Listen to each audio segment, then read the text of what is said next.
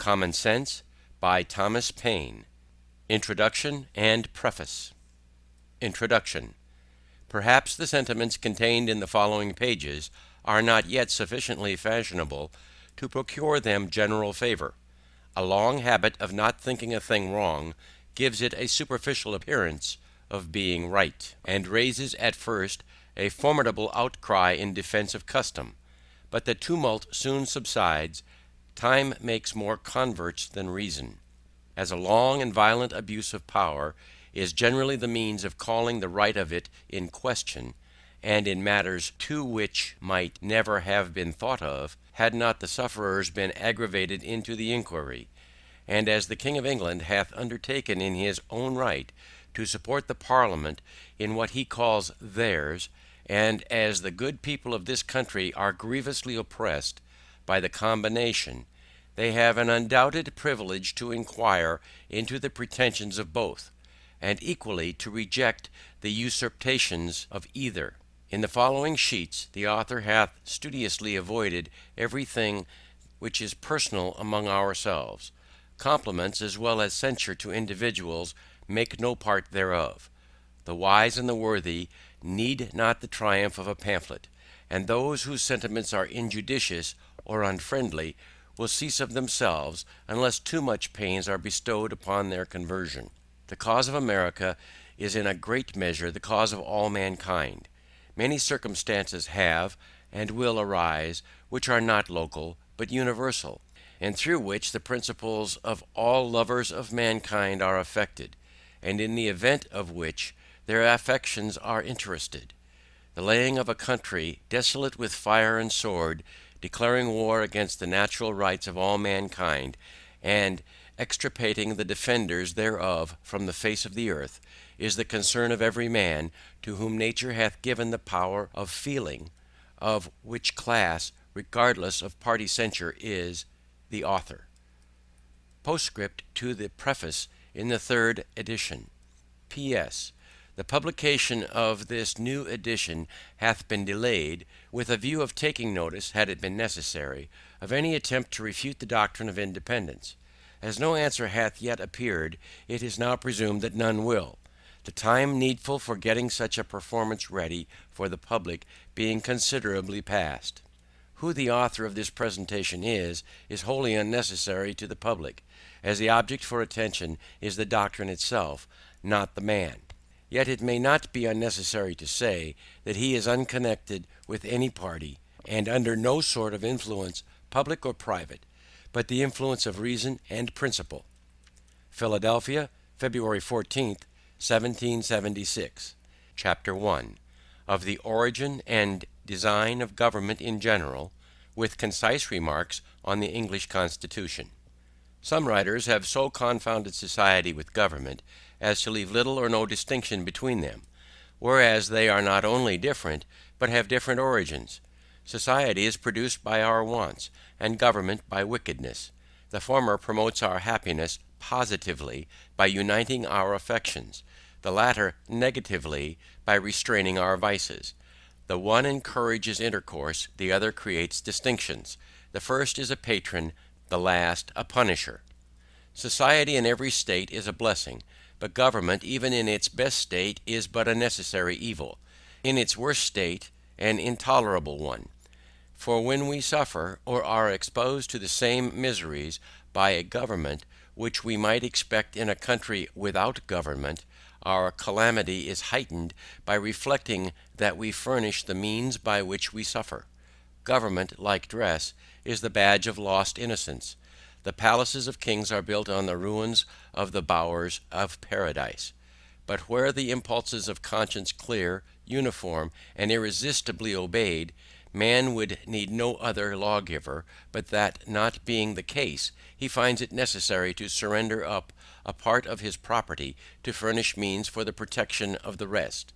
And this he is induced to do by the same prudence which in every other case advises him out of two evils to choose the least.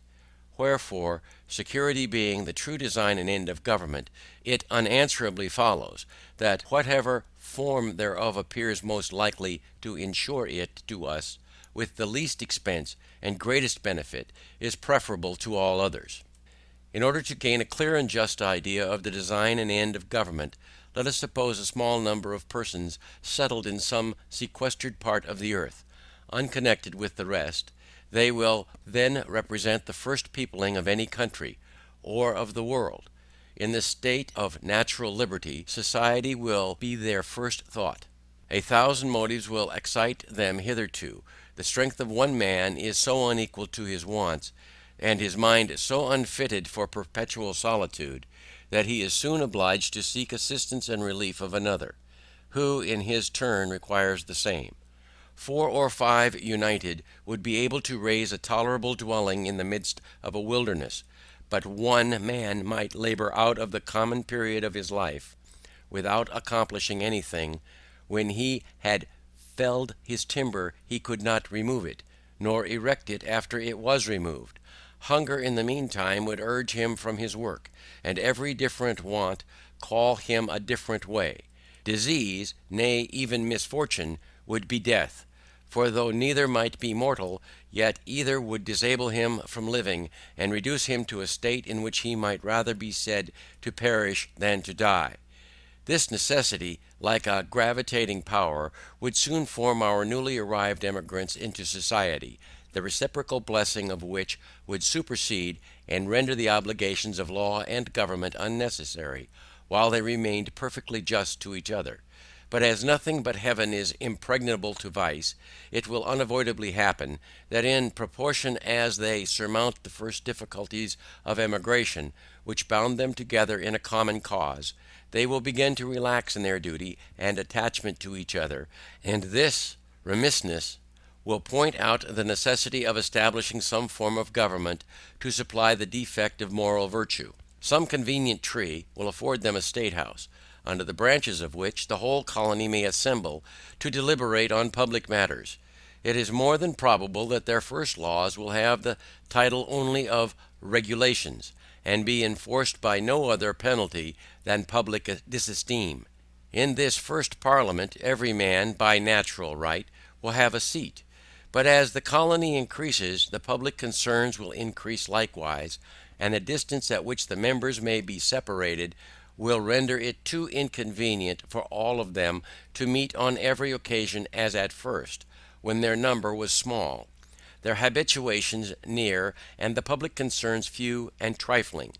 This will point out their convenience of their consenting to leave the legislative part to be managed by a select number chosen from the whole body, who are supposed to have the same concerns at stake which those have who appointed them, and who will act in the same manner as the whole body would act were they present.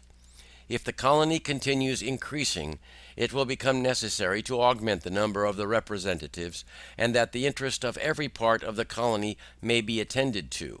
It will be found best to divide the whole into convenient parts, each part sending its proper number, and that the elected might never form to themselves an interest separate from the electors. Prudence will point out the propriety of having elections often, because as the elected might by that means return and mix again with the general body of the electors in a few months, their fidelity to the public will be secured by the prudent reflections of not making a rod for themselves. And as this frequent interchange will establish a common interest with every part of the community, they will mutually and naturally support each other. And on this, not on the unmeaning name of king, depends the strength of government and the happiness of the governed. Here then is the origin and rise of government, namely, a mode rendered necessary by the inability of moral virtue to govern the world. Here too is the design and end of government, viz., freedom and security. And however our eyes may be dazzled with snow, or our ears deceived by sound, however prejudice may warp our wills, or interest darken our understanding, the simple voice of nature and of reason will say, it is right. I draw my idea to the form of government from a principle in nature which no art can overturn, viz., that the more simple anything is, the less liable it is to be disordered, and the easier repaired when disordered. And with this maxim in view, I offer a few remarks on the so much boasted Constitution of England. That it was noble for the dark and slavish times in which it was erected, is granted. When the world was overrun with tyranny, the least remove therefrom was a glorious rescue. But that it is imperfect, subject to convulsions, and incapable of producing what it seems to promise, is easily demonstrated. Absolute governments, through the disgrace of human nature, have this advantage with them, that they are simple. If the people suffer, they know the head from which their suffering springs, know likewise the remedy, and are not bewildered by a variety of causes and cures. But the Constitution of England is so exceedingly complex, that the nation may suffer for years together without being able to discover in which part the fault lies. Some will say in one and some in another, and every political physician will advise a different medicine. I know it is difficult to get over local or long-standing prejudices, yet if we will suffer ourselves to examine the component parts of the English Constitution, we shall find them to be the base remains of two ancient tyrannies, compounded with some new republican materials. First, the remains of monarchical tyranny in the person of the king. Secondly, the remains of aristocratical tyranny in the persons of the peers. Thirdly, the new republican materials in the persons of the commons, on whose virtue depends the freedom of England. The two first, by being hereditary, are independent of the people, and therefore, in a constitutional sense, they contribute nothing towards the freedom of the state. To say that the Constitution of England is a union of three powers reciprocally checking each other is farcical. Either the words have no meaning, or they are flat contradictions. To say that the Commons is a check upon the king presupposes two things. First, that the king is not to be trusted without being looked after, or in other words, that a thirst for absolute power is the natural disease of monarchy. Secondly, that the commons, by being appointed for that purpose, are either wiser or more worthy of confidence than the crown. But as the same constitution which gives the commons a power to check the king by withholding the supplies, gives afterwards the king a power to check the commons by empowering him to reject their other bills, it again supposes that the king is wiser than those whom it has already supposed to be wiser than him. A mere absurdity. There is something exceedingly ridiculous in the composition of monarchy. It first excludes a man from the means of information, yet empowers him to act in cases where the highest judgment is required. The state of a king shuts him from the world, yet the business of a king requires him to know it thoroughly. Wherefore the different parts, by unnaturally opposing and destroying each other, prove the whole character to be absurd and useless. Some writers have explained the English Constitution thus: the king, they say, is one, the people another. The peers are at house in behalf of the king, the commons in behalf of the people. But this hath all the distinctions of a house divided against itself. And though the expressions be pleasantly arranged, yet when examined they appear idle and ambiguous. And it will always happen that the nicest construction that words are capable of, when applied to the description of something which either cannot exist, or is too incomprehensible to be within the compass of description, will be words of sound only, and though they may amuse the ear, they cannot inform the mind. For this explanation includes a previous question, viz., how came the king by a power which the people are afraid to trust, and always obliged to check? Such a power could not be the gift of a wise people. Neither can any power which needs checking be from God. Yet the provision which the Constitution makes supposes such a power to exist. But the provision is unequal to the task. The means either cannot or will not accomplish the end, and the whole affair is a felo de se. The wheels of a machine are put in motion by one. It only remains to know which power in the Constitution has the most weight, for that will govern. And though the others, or a part of them, may clog, or, as the phrase is, check the rapidity of its motion, yet so long as they cannot stop it, their endeavors will be ineffectual. The first moving power will at last have its way, and what it wants in speed is supplied by time. That the crown is this overbearing part in the English Constitution needs not be mentioned, and that it derives its whole consequence merely from being the giver of places and pensions is self-evident. Wherefore, though we have been wise enough to shut and lock a door against absolute monarchy, we at the same time have been foolish enough to put the crown in possession of the key. The prejudice of Englishmen in favour of their own government by King, Lords, and Commons arises as much or more from national pride than reason. Individuals are undoubtedly safer in England than in some other countries, but the will of the king is as much the law of the land in Britain as in France, with this difference, that instead of proceeding directly from his mouth, it is handed to the people under the more formidable shape of an act of parliament. For the fate of Charles the First hath only made kings more subtle, not more just. Wherefore, laying aside all national pride and prejudice in favour of modes and forms, the plain truth is, that it is wholly owing to the constitution of the people, and not to the constitution of the government, that the crown is not as oppressive in England as it is in Turkey. An inquiry into the constitutional errors in the English form of government is at this time highly necessary. For as we are never in a proper condition of doing justice to others, while we continue under the influence of some leading partiality, so neither are we capable of doing it to ourselves, while we remain fettered by any obstinate prejudice. And as a man who is attached to a prostitute is unfitted to choose or judge of a wife, so any prepossession in favour of a rotten constitution of government will disable us from discerning a good one. Chapter 2. Of Monarchy and Hereditary Succession. Mankind being originally equals in the order of creation, the equality could only be destroyed by some subsequent circumstance. The distinction of rich and poor may in a great measure be accounted for, and without having recourse to the harsh ill-sounding names of oppression and avarice. Oppression is often the consequence, but seldom or never the means of riches, and though avarice will preserve a man from being necessitously poor, it generally makes him too timorous to be wealthy. But there is another and greater distinction for which no truly natural or religious reason can be assigned, and that is, the distinction of men into kings and subjects. Male and female are the distinction of nature, good and bad the distinction of heaven. But how a race of men came into the world so exalted above the rest, and distinguished like some new species, is worth inquiring into, and whether they are the means of happiness or of misery to mankind.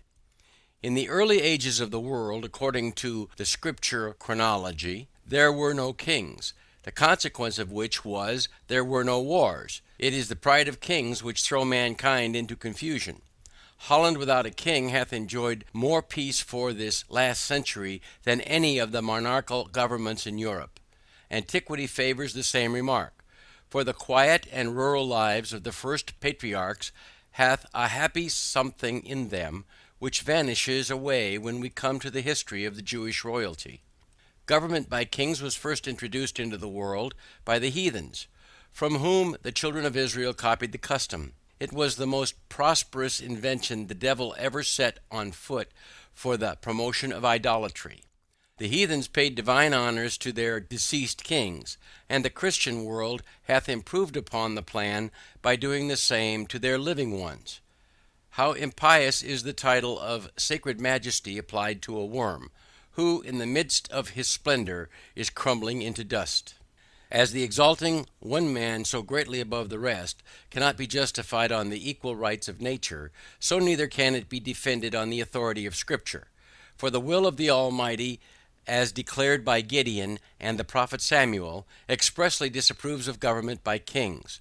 All anti-monarchical parts of Scripture have been smoothly glossed over in monarchical governments, but they undoubtedly merit the attention of countries which have their governments yet to form.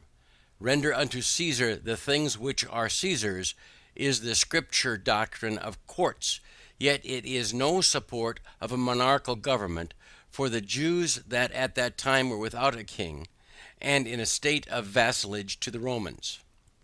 Near 3,000 years passed away from the Mosaic account of the creation till the Jews under a national delusion requested a king. Till then their form of government, except in extraordinary cases where the Almighty interposed, was a kind of republic administered by a judge and the elders of the tribes. Kings they had none, and it was held sinful to acknowledge any being under that title but the Lord of hosts. And when a man seriously reflects on the idolatrous homage which is paid to the persons of kings, he need not wonder that the Almighty, ever jealous of his honor, should disapprove of a form of government which so impiously invades the prerogative of heaven. Monarchy is ranked in Scripture as one of the sins of the Jews, for such a curse in reserve is denounced against them. The history of that transaction is worth attending to. The children of Israel being oppressed by the Midianites, Gideon marched against them with a small army, and victory, though the divine interposed, decided in his favor. The Jews, elate with success, and attributing it to the generalship of Gideon, proposed making him a king, saying, "Rule thou over us, thou and thy son and thy son's son." Here was temptation in its fullest extent. Not a kingdom only, but a hereditary one. But Gideon, in the piety of his soul, replied, "I will not rule over you, neither shall my son rule over you. The Lord shall rule over you."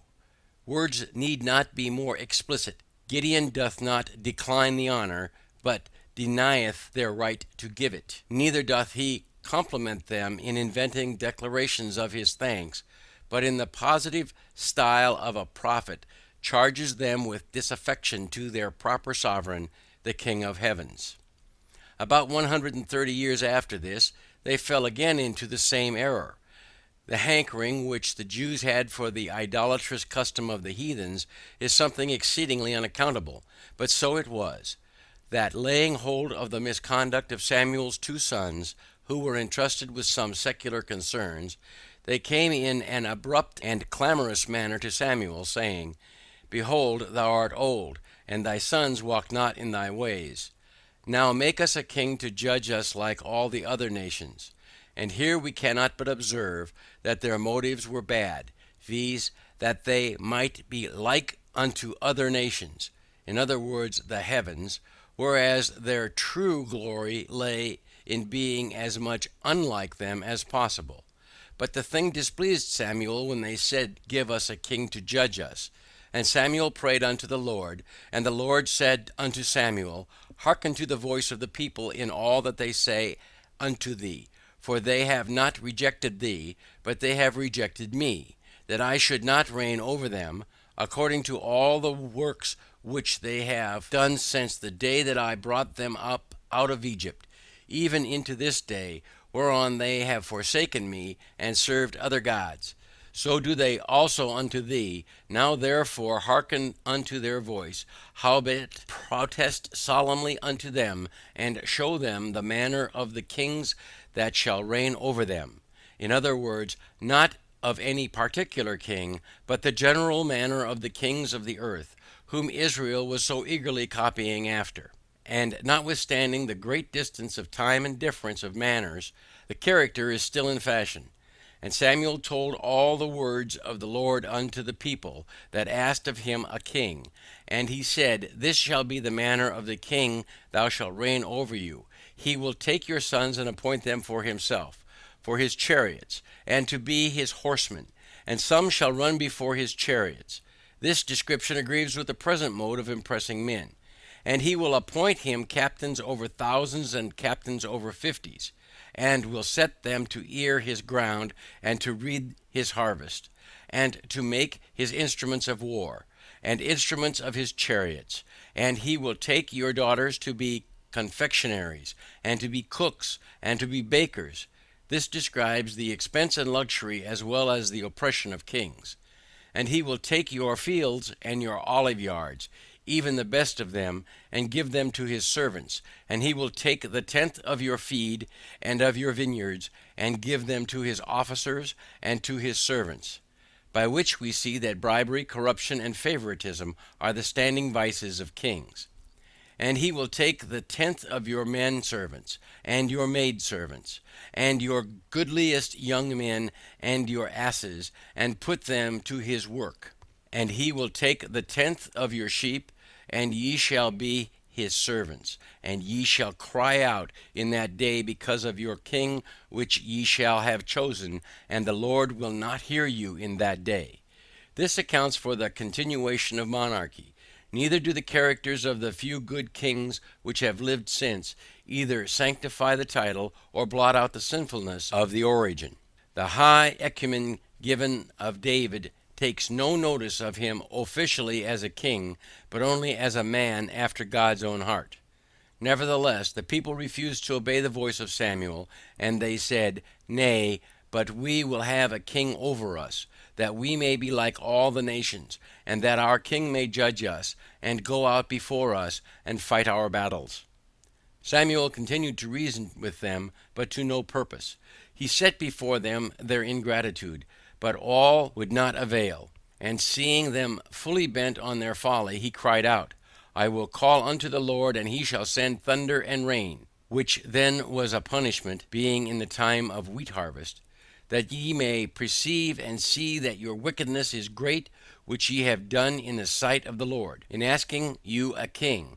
So Samuel called unto the Lord, and the Lord sent thunder and rain that day, and all the people greatly feared the Lord and Samuel. And all the people said unto Samuel, Pray for thy servants unto the Lord thy God, that we die not, for we have added unto our sins this evil, to ask a king.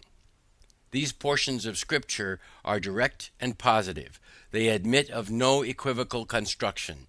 That the Almighty hath here entered his protest against monarchical government is true, or the Scripture is false. And a man hath good reason to believe that there is as much of kingcraft as priestcraft in withholding the Scripture from the public in popish countries, for monarchy in every instance is the popery of government. To the evil of monarchy we have added that of hereditary succession. And as the first is a degradation and lessening of ourselves, so is the second, claimed as a matter of right, is an insult and an imposition on posterity.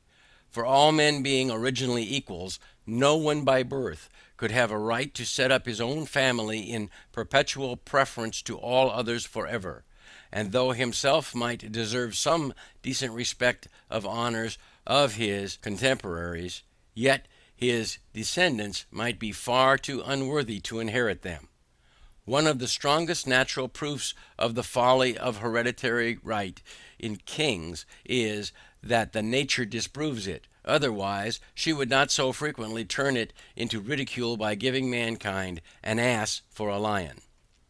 Secondly, as no man at first could possess any other public honors than were bestowed upon him, so the givers of those honors could have no power to give away the right of posterity. And though they might say, We choose you for our head, they could not without manifest injustice to their children say, that your children and your children's children shall reign over ours forever. Because such an unwise, unjust, unnatural compact might perhaps, in the next succession, put them under the government of a rogue or a fool. Most wise men, in their private sentiments, have ever treated hereditary right with contempt. Yet it is one of those evils which, when once established, is not easily removed. Many submit from fear, others from superstition, and the most powerful part shares with the king the plunder of the rest. This is supposing the present race of kings is in the world to have had an honorable origin. Whereas it is more than probable that could we take off the dark covering of antiquity and trace them to their first rise, that we should find the first of them nothing better than the principal ruffian of some restless group, whose savage manners or preeminence in suitability obtained him the title of chief among plunderers, and who by increase in power and extending his depredations overawed the quiet and defenceless, to purchase their safety by frequent contributions. Yet his electors could have no idea of giving hereditary right to his descendants, because such a perpetual exclusion of themselves was incompatible with the free and unrestrained principles they professed to live by. Wherefore hereditary succession in the early ages of monarchy could not take place as a matter of claim, but as something casual or complemental. But as few or no records were extant in those days, and traditionally history stuffed with fables, it was very easy, after the lapse of a few generations, to trump up some superstitious tale, conveniently timed, Mahomet-like, to cram hereditary right down the throats of the vulgar. Perhaps the disorders which threatened or seemed to threaten on the decease of a leader and the choice of a new one, for elections among ruffians could not be very orderly, induced many at first to favour hereditary pretensions, by which means it happened, as it hath happened since, that what at first was submitted to as a convenience was afterwards claimed as a right. England since the conquest hath known some few good monarchs, but groaned beneath a much larger number of bad ones. Yet no man in his senses can say that their claim under William the Conqueror is a very honourable one. A French bastard landing with an armed banditti, and establishing himself king of England against the consent of the natives, is in plain terms a very paltry rascally original. It certainly hath no divinity in it. However, it is needless to spend much time in exposing the folly of hereditary right.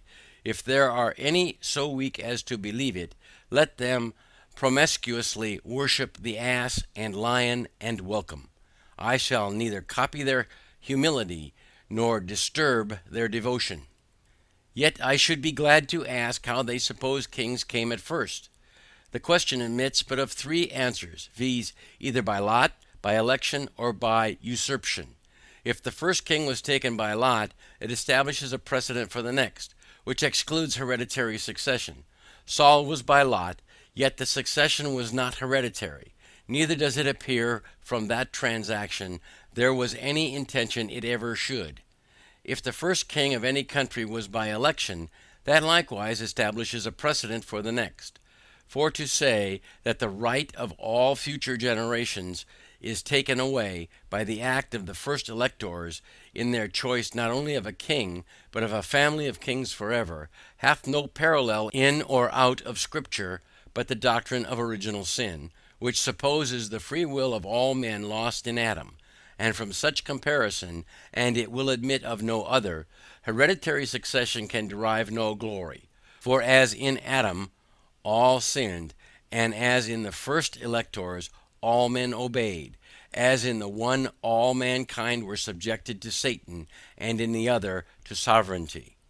As our innocence was lost in the first, and our authority in the last, and as both disable us from resuming some former state and privilege, it unanswerably follows that original sin and hereditary succession are parallels. Dishonorable rank, inglorious connection. Yet the most subtle sophist cannot produce a juster simile. As to usurpation, no man will be so hardy as to defend it, and that William the Conqueror was a usurper is a fact not to be contradicted. The plain truth is, that the antiquity of English monarchy will not bear looking into.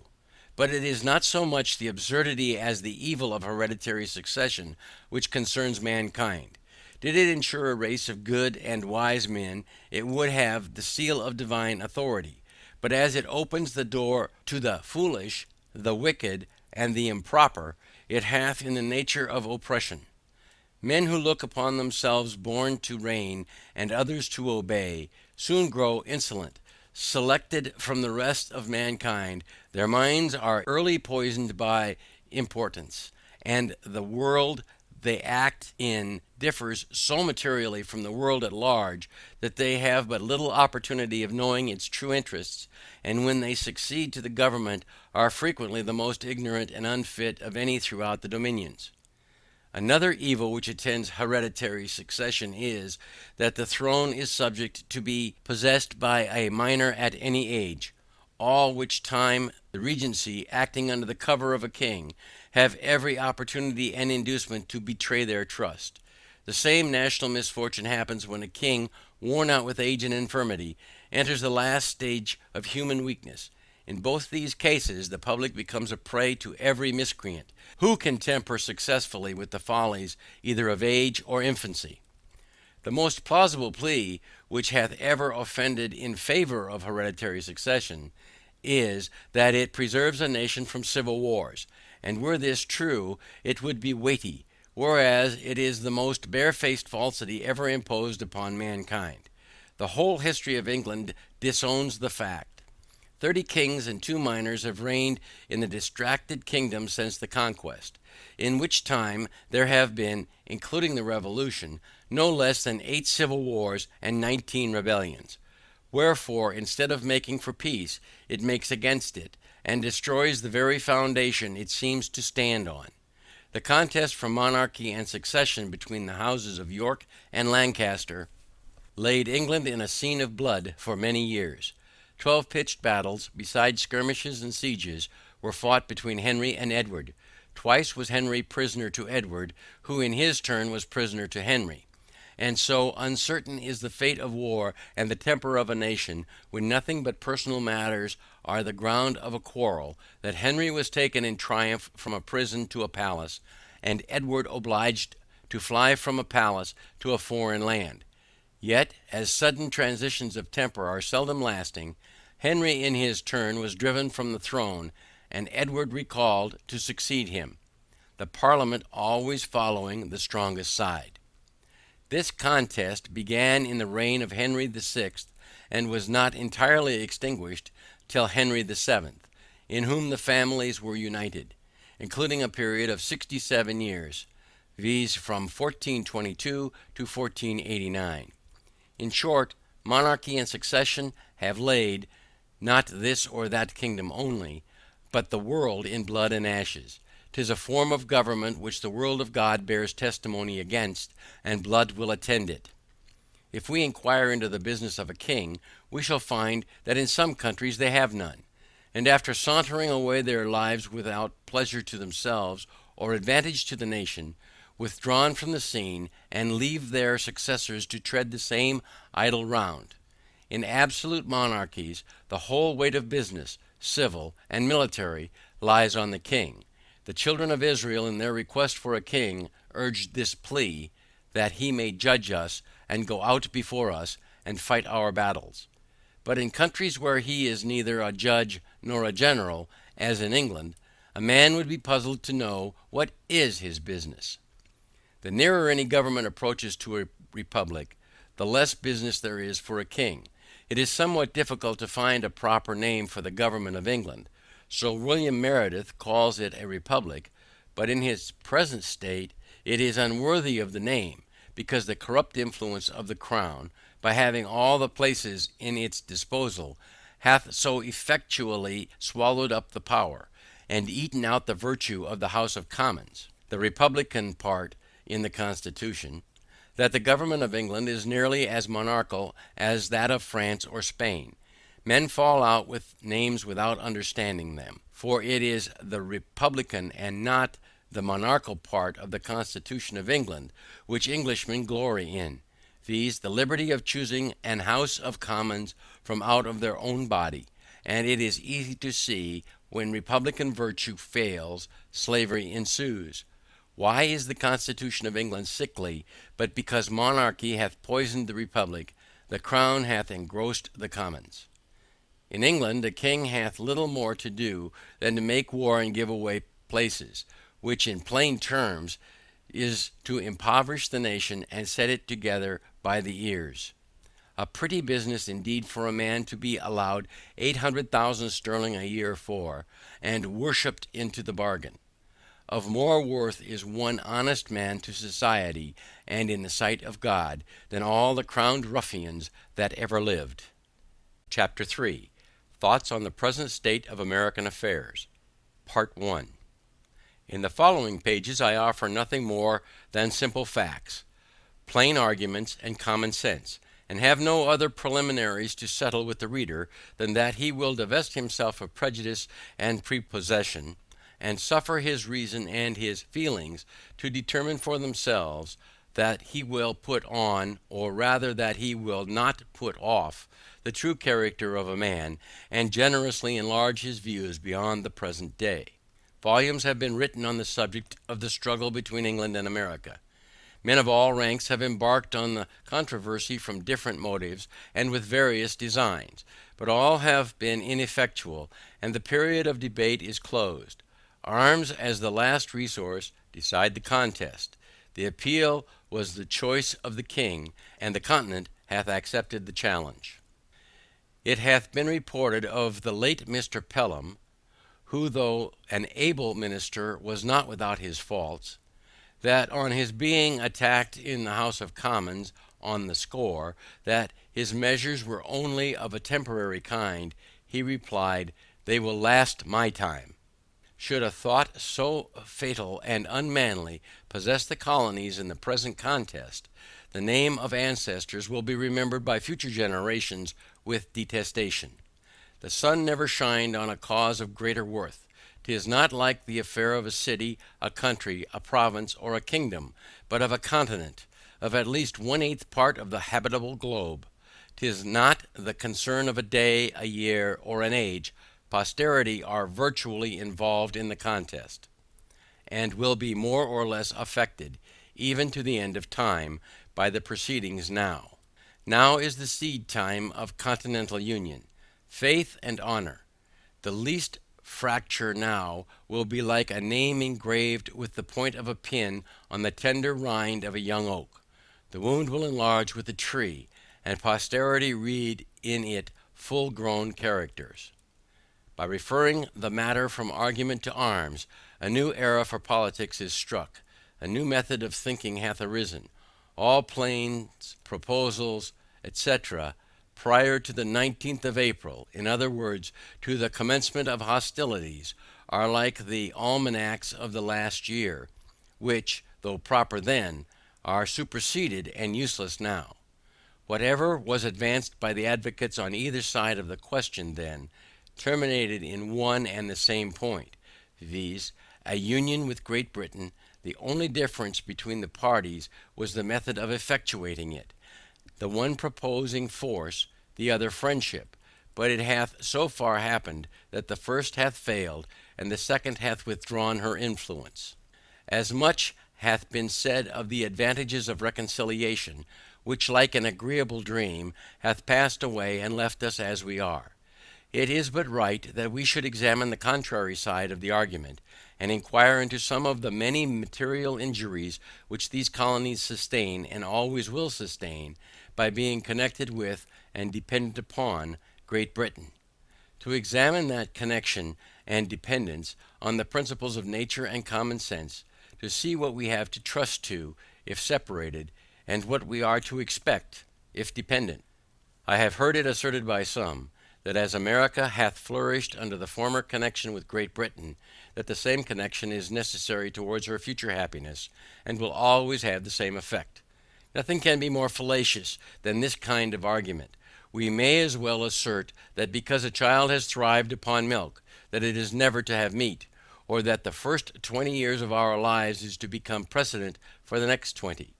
But even this is admitting more than is true, for I answer roundly, that America would have flourished as much, and probably much more, had no European power had anything to do with her. The commerce by which she hath enriched herself are the necessities of life, and will always have a market, while eating is the custom of Europe. But she has protected us, some say. That she hath engrossed us is true, and defended the continent at our expense as well as her own, is admitted. And she would have defended Turkey from the same motive, viz., the sake of trade and dominion. Alas, we have been long led away by ancient prejudices, and made large sacrifices to superstition.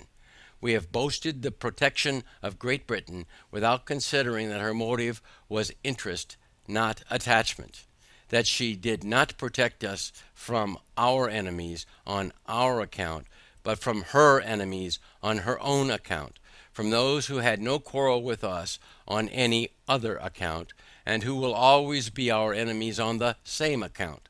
Let Britain waive her pretensions to the continent, or to the continent throw off the dependence, and we should be at peace with France and Spain, were they at war with Britain. The miseries of Hanover last war ought to warn us against connections. It hath lately been asserted in Parliament that the colonies have no relation to each other but through the parent country.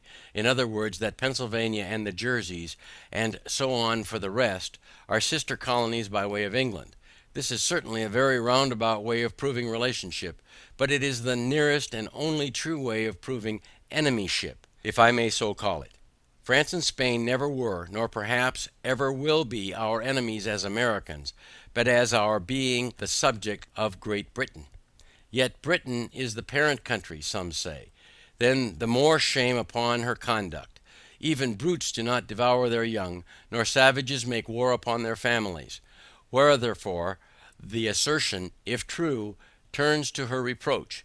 But it happens not to be true, or only partly so, that the phrase parent or mother country have been justiciously adopted by the king and his parasites, with a low papistical design of gaining an unfair bias on the credulous weakness of our minds. Europe, and not England, is the parent country of America. This new world hath been the asylum for the persecuted lovers of civil and religious liberty from every part of Europe.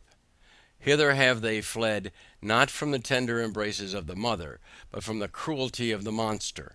And it is so far true of England, that the same tyranny which drove the first emigrants from home, pursues their descendants still. In this extensive quarter of the globe, we forgot the narrow limits of 360 miles, the extent of England, and carry our friendship on a large scale. We claim brotherhood with every European Christian, and triumph in the generosity of the sentiment. It is pleasant to observe by what regular gradations we surmount the force of local prejudice, as we enlarge our acquaintance with the world. A man born in any town in England, divided into parishes, will naturally associate most with his fellow parishioners, because their interests in many cases will be common, and distinguish him by the name of neighbor. But if he meet him but a few miles from home, he drops the narrow idea of a street, and salutes him by the name of townsman. If he travel out of the country and meet him in any other, he forgets the minor division of street and town, and calls him countryman, in other words, country man.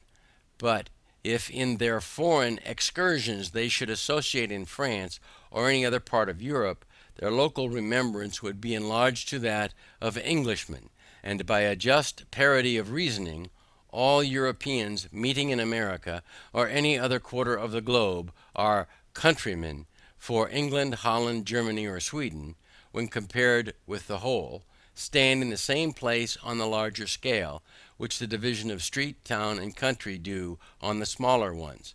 Distinctions too limited for continental minds. Not 1/3 of the inhabitants, even of this province, are of English descent. Wherefore I reprobate the phrase of parent or mother country applied to England only, as being false, selfish, narrow, and ungenerous. But, admitting that we were all of English descent, what does it amount to? Nothing. Britain, being now an open enemy, extinguishes every other civil name and title, and to say that reconciliation is our duty is truly farcical.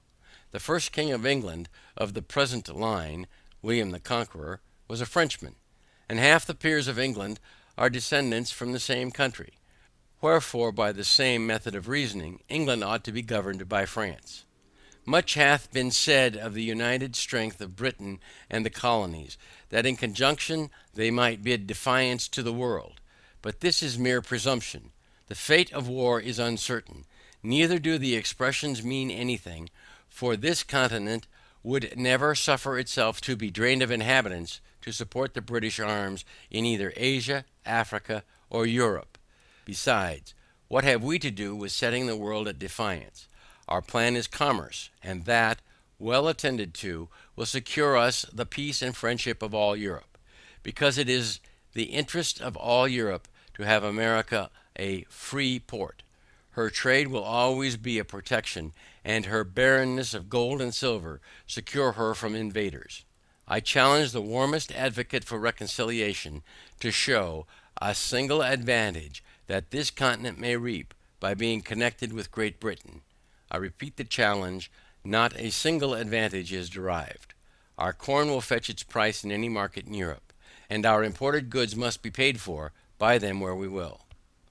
But the injuries and disadvantages we sustain by the connection are without number, and our duty to mankind at large, as well as to ourselves, instruct us to renounce the alliance, because any submission to or dependence on Great Britain tends directly to involve this continent in European wars and quarrels, and sets us at variance with nations, who would otherwise seek our friendship, and against whom we have neither anger nor complaint. As Europe is our market for trade, we ought to form no partial connection with any part of it. It is the true interest of America to steer clear of European contentions, which she never can do, while her dependence on Britain, she is made the make-weight in the scale on British politics. Europe is too thickly planted with kingdoms to be long at peace, and whenever a war breaks out between England and any foreign power, the trade of America goes to ruin, because of her connection with Britain. The next war may not turn out like the last, and should it not, the advocates for reconciliation now will be wishing for separation then, because neutrality in that case would be a safer convoy than a man of war. Everything that is right or natural pleads for separation. The blood of the slain, the weeping voice of nature cries, "'Tis time to part." Even the distance at which the Almighty hath placed England and America is a strong and natural proof that the authority of the one over the other was never the design of heaven. The time likewise at which the continent was discovered adds weight to the argument, and the manner in which it was peopled increases the force of it. The Reformation was preceded by the discovery of America, and if the Almighty graciously meant to open a sanctuary to the persecuted in future years, when home should afford neither friendship nor safety. The authority of Great Britain over this continent is a form of government, which sooner or later must have an end, and a serious mind can draw no true pleasure by looking forward, under the painful and positive conviction that what he calls the present constitution is merely temporary. As parents, we can have no joy knowing that this government is not sufficiently lasting to ensure anything which we may bequeath to posterity, and by a plain method of argument, as we are running the next generation into debt, we ought to do the work of it. Otherwise, we use them meanly and pitifully. In order to discover the line of our duty rightly, we should take our children in our hand, and fix our station a few years farther into life. That eminence will present a prospect which a few present fears and prejudices conceal from our sight. Though I would carefully avoid giving unnecessary offense, yet I am inclined to believe that all those who espouse the doctrine of reconciliation may be included within the following descriptions: interested men who are not to be trusted, weak men who cannot see, prejudiced men who will not see, and a certain set of moderate men who think better of the European world than it deserves, and this last class, by an ill-judged deliberation, will be the cause of more calamities to this continent than all the other three. It is the good fortune of many to live distant from the scene of sorrow. The evil is not sufficiently brought to their doors to make them feel the precariousness with which all American property is possessed. But let our imaginations transport us for a few moments to Boston. That seat of wretchedness will teach us wisdom and instruct us for ever to renounce a power in whom we can have no trust.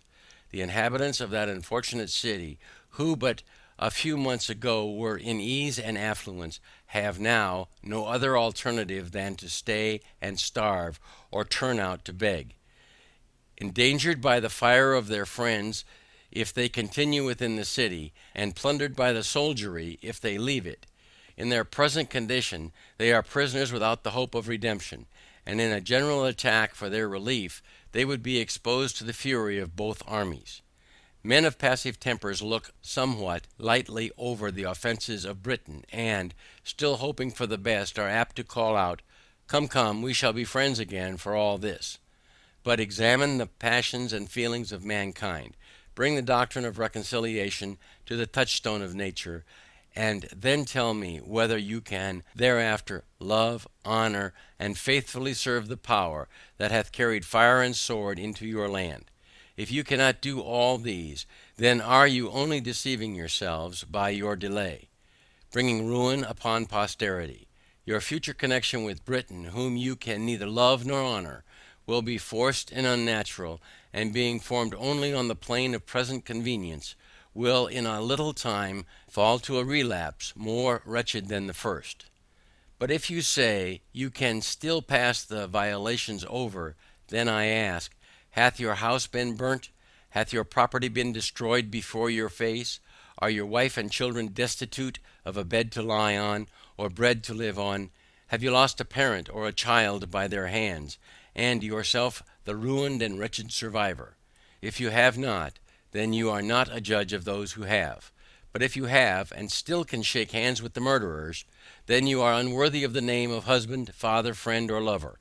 And whatever may be your rank or title in life, you have the heart of a coward and the spirit of a sycophant.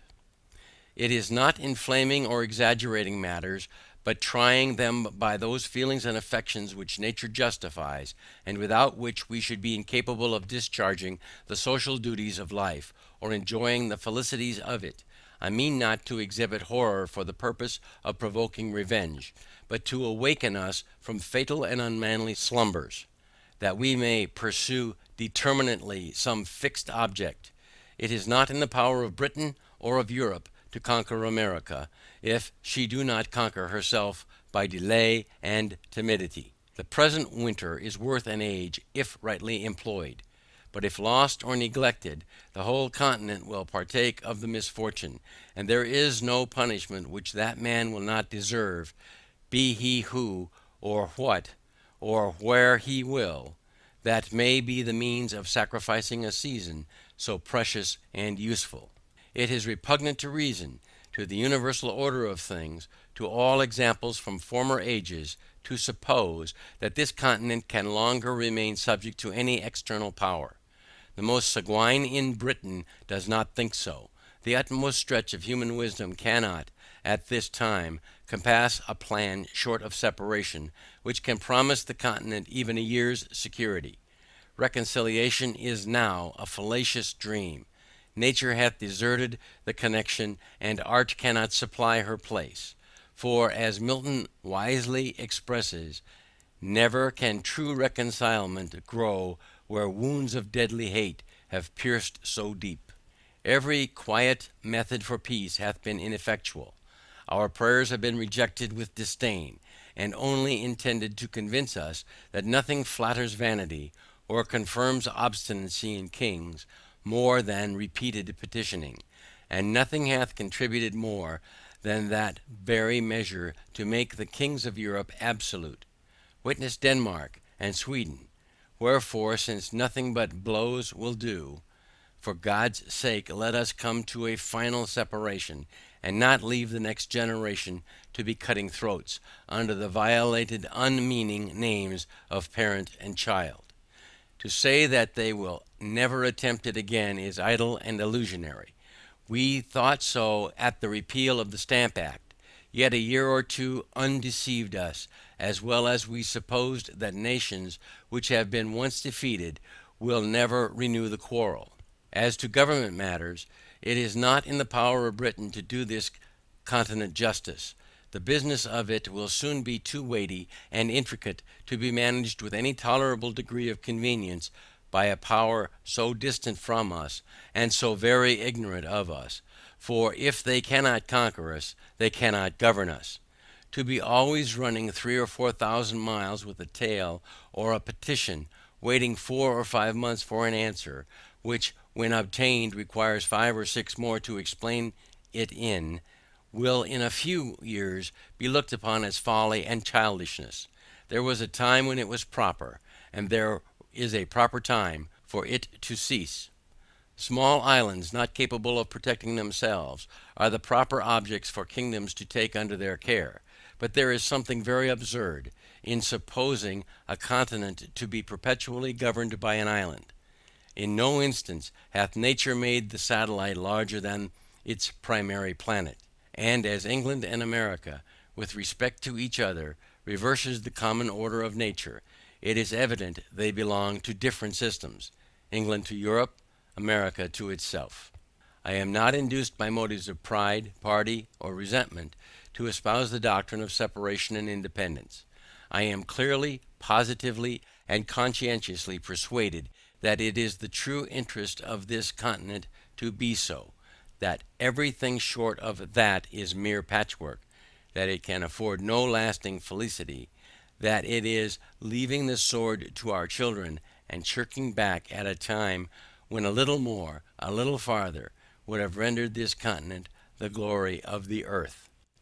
Chapter 3. Thoughts on the present state of American affairs. Part 2. As Britain hath not manifest the least inclination towards a compromise, we may be assured that no terms can be obtained worthy the acceptance of the continent, or any ways equal to the expense of blood and treasure we have been already put to. The object contended for ought always to bear some just proportion to the expense. The removal of North, or the whole detestable junto, is a matter unworthy the millions we have expended. A temporary stoppage of trade was an inconvenience which would have sufficiently balanced the repeal of all the acts complained of, had such repeals been obtained. But if the whole continent must take up arms, if every man must be a soldier, it is scarcely worth our while to fight against a contemptible ministry only. Dearly, dearly do we pay for the repeal of the acts, if that is all we fight for. For in a just estimation, it is as great a folly to pay a Bunker Hill price for law as for land. As I have always considered the independency of the continent as an event which sooner or later must arrive, so from the late rapid progress of the continent to maturity, the event could not be far off. Wherefore, on the breaking out of hostilities, it was not worth the while to have disputed a matter, which time would have finally redressed, unless we meant it to be in earnest. Otherwise, it is like wasting an estate on a suit at law, to regulate the trespass of a tenant, whose lease is just expiring. No man was a warmer wisher for reconciliation than myself, before the fatal 19th of April, 1775. But the moment the event of that day was made known, I rejected the hardened, sullen-tempered Pharaoh of England forever, and disdained the wretch that with the pretended title of father of his people can unfeelingly hear of their slaughter and composedly sleep with their blood on his soul. But admitting that matters were now made up, what would be the event? I answer, the ruin of the continent, and that for several reasons. First, the powers of governing still remaining in the hands of the king, he will have a negative over the whole legislation of this continent.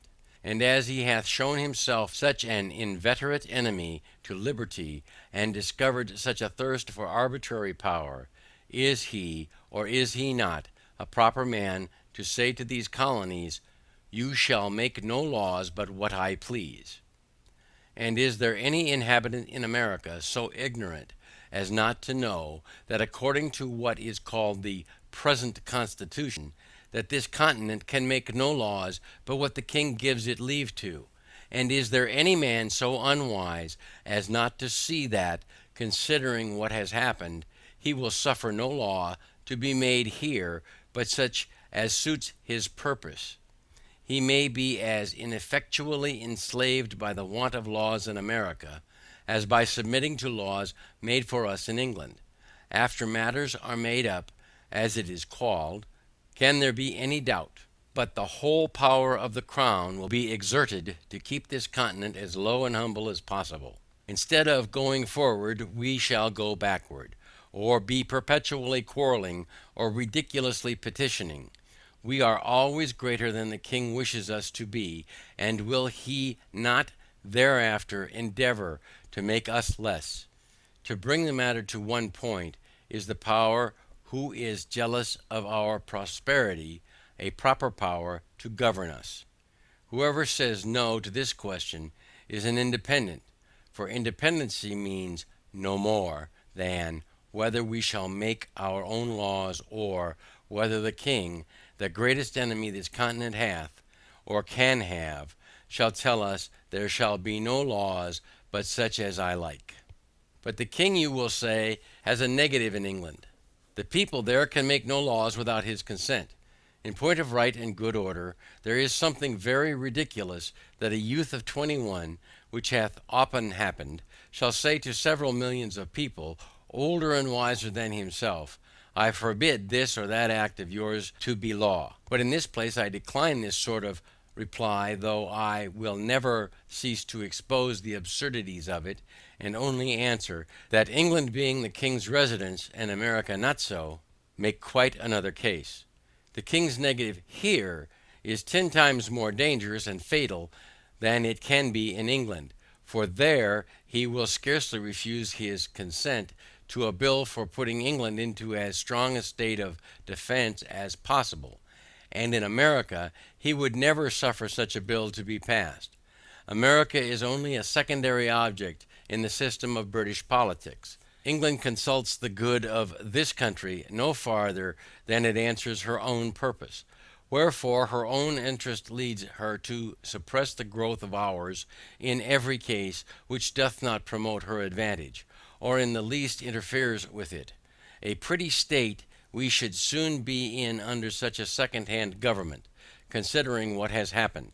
Men do not change from enemies to friends by the alteration of a name, and in order to show that reconciliation now is a dangerous doctrine, I affirm that it would be policy in the king at this time to repeal the acts for the sake of reinstating himself in the government of the provinces, in order that he may accomplish by craft and subtlety, in the long run, what he cannot do by force and violence in the short one. Reconciliation and ruin are nearly related. Secondly, that as ever the best terms which we can expect to obtain can amount to no more than a temporary expedient, or a kind of government by guardianship, which can last no longer than till the colonies come of age, so the general face and state of things in the interim will be unsettled and unpromising. Emigrants of property will not choose to come to a country whose form of government hangs but by a thread, and who is every day tottering on the brink of commotion and disturbance, and numbers of the present inhabitants would lay hold of the interval to dispose of their effects and quit the continent. But the most powerful of all arguments is, that nothing but independence, in other words, a continental form of government, can keep the peace of the continent and preserve it inviolate from civil wars. I dread the event of a reconciliation with Britain now, as it is more than probable that it will be followed by a revolt somewhere or other, the consequences of which may be far more fatal than all the malice of Britain. Thousands are already ruined by British barbarity. Thousands more will probably suffer the same fate. Those men have other feelings than us who have nothing suffered. All they now possess is liberty. What they therefore enjoyed is sacrificed to its service, and having nothing more to lose, they disdain submission.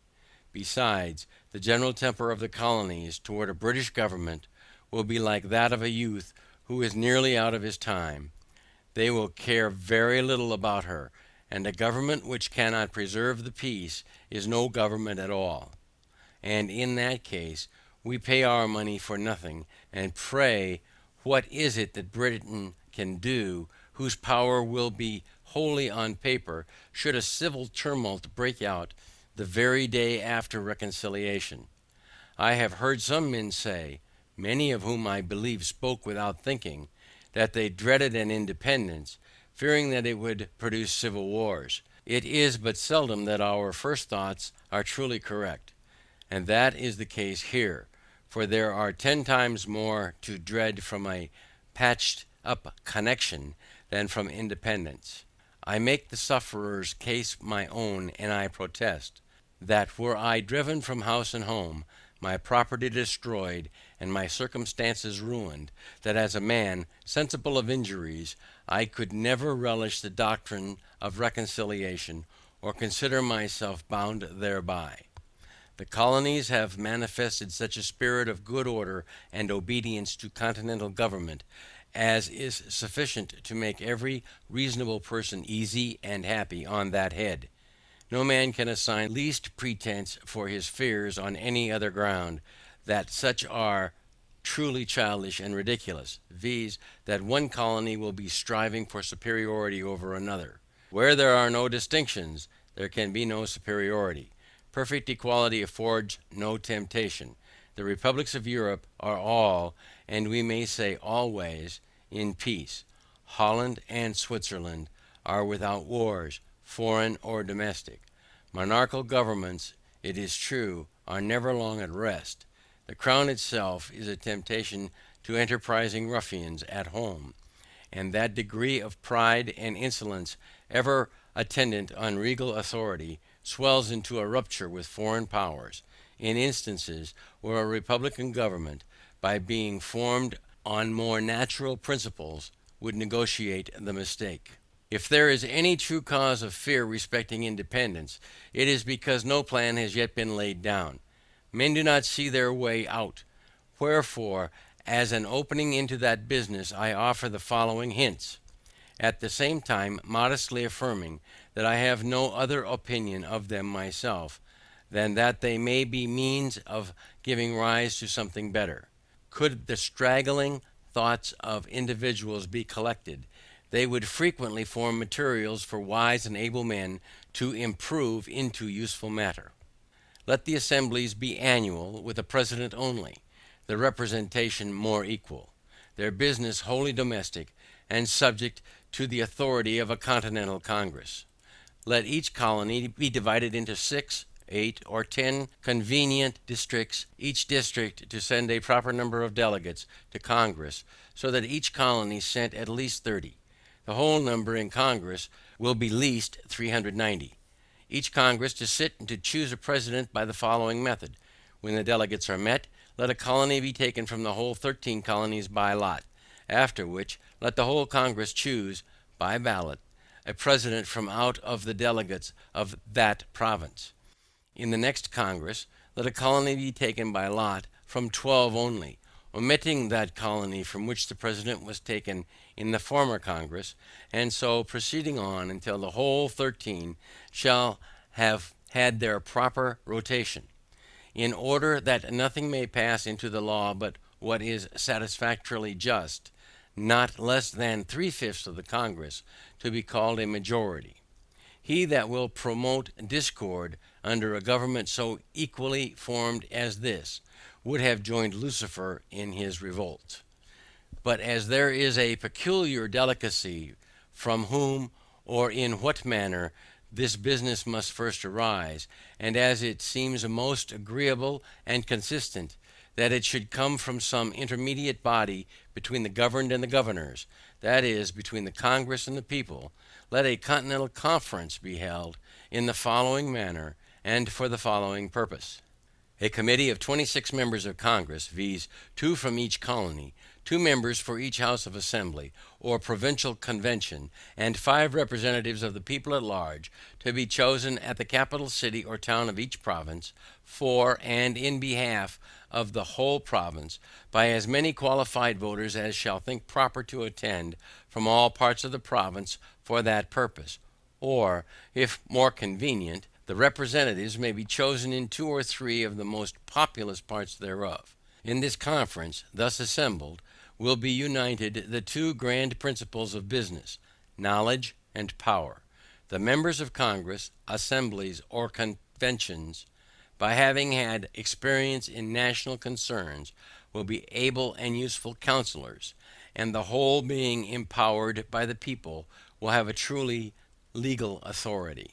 The conferring members being met, let their business be to frame a continental charter, or a charter of the United Colonies, answering to what is called the Magna Carta of England, fixing the number and manner of choosing members of Congress, members of Assembly, with their dates of sitting, and drawing the line of business and jurisdiction between them, always remembering that our strength is continental, not provincial, securing freedom and property to all men, and above all things the free exercise of religion according to the dictates of conscience, which such other matter as is necessary for a charter to contain.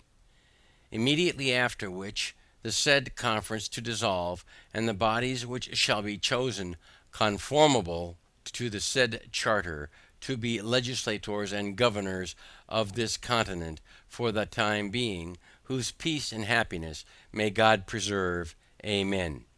Should any body of men be hereafter delegated for this or some similar purpose, I offer them the following extracts from that wise observer on governments, Dragonetti. The science, says he, of the politician consists in fixing the true point of happiness and freedom. Those men would deserve the gratitude of ages who should discover a mode of government that contained the greatest sum of individual happiness and the least national expense.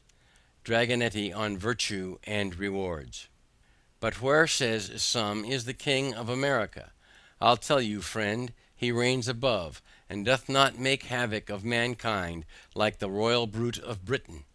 Yet, that we may not appear to be defective even in earthly honors, let a day be solemnly set apart for proclaiming the charter.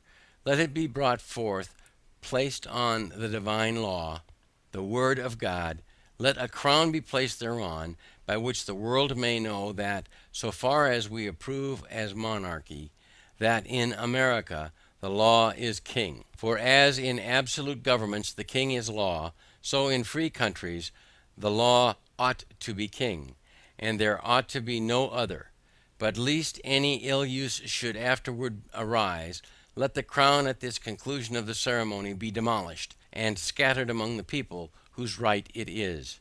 A government of our own is our natural right, and when a man seriously reflects on the precariousness of human affairs, he will become convinced that it is infinitely wiser and safer to form a constitution of our own, in a cool, deliberate manner, while we have it in our power, than to trust such an interesting event to time and chance. If we omit it now, some Mazzanello may hereafter arise, who lay hold of popular disquietudes, may collect together the desperate and contented, and by assuming to themselves the powers of government, may sweep away the liberties of the continent like a deluge. Should the government of America return again into the hands of Britain, the tottering situation of things will be a temptation for some desperate adventurer to try his fortune, and in such a case, what relief can Britain give? Ere she could hear the news, the fatal business might be done, and ourselves suffering like the wretched Britons under the oppression of the conqueror. Ye that oppose independence now, ye know not what ye do. Ye are opening a door to eternal tyranny by keeping vacant the seat of government. There are thousands and tens of thousands who would think it glorious to expel from the continent that barbarous and hellish power, which hath stirred up the Indians and Negroes to destroy us, and cruelly hath a double guilt.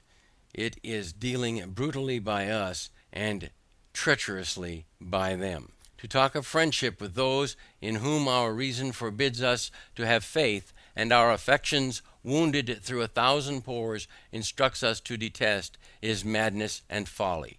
Every day wears out the little remains of kindred between us and them, and can there be any reason to hope that as the relationship expires, the affection will increase, or that we shall agree better, when we have 10 times more and greater concerns to quarrel over than ever? Ye that tell us of harmony and reconciliation, can ye restore us to the time that is past? Can ye give to prostitution its former innocence? Neither can ye reconcile Britain and America. The last cord now is broken. The people of England are presenting addresses against us. There are injuries which nature cannot forgive. She would cease to be nature if she did. As well can the lover forgive the ravisher of his mistress, as the continent forgive the murderers of Britain. The Almighty hath implanted in us these unextinguishable feelings for good and wise purposes. They are the guardians of his image in our hearts.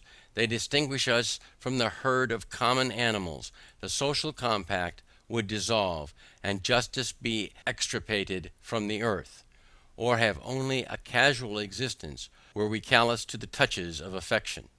The robber and the murderer would often escape unpunished, did not the injuries which our tempters sustain provoke us into justice. O ye that love mankind, ye that dare oppose not only the tyranny but the tyrant, stand forth. Every spot of the old world is overrun with oppression. Freedom hath been hunted round the globe. Asia and Africa have long expelled her. Europe regards her like a stranger, and England hath given her warning to depart.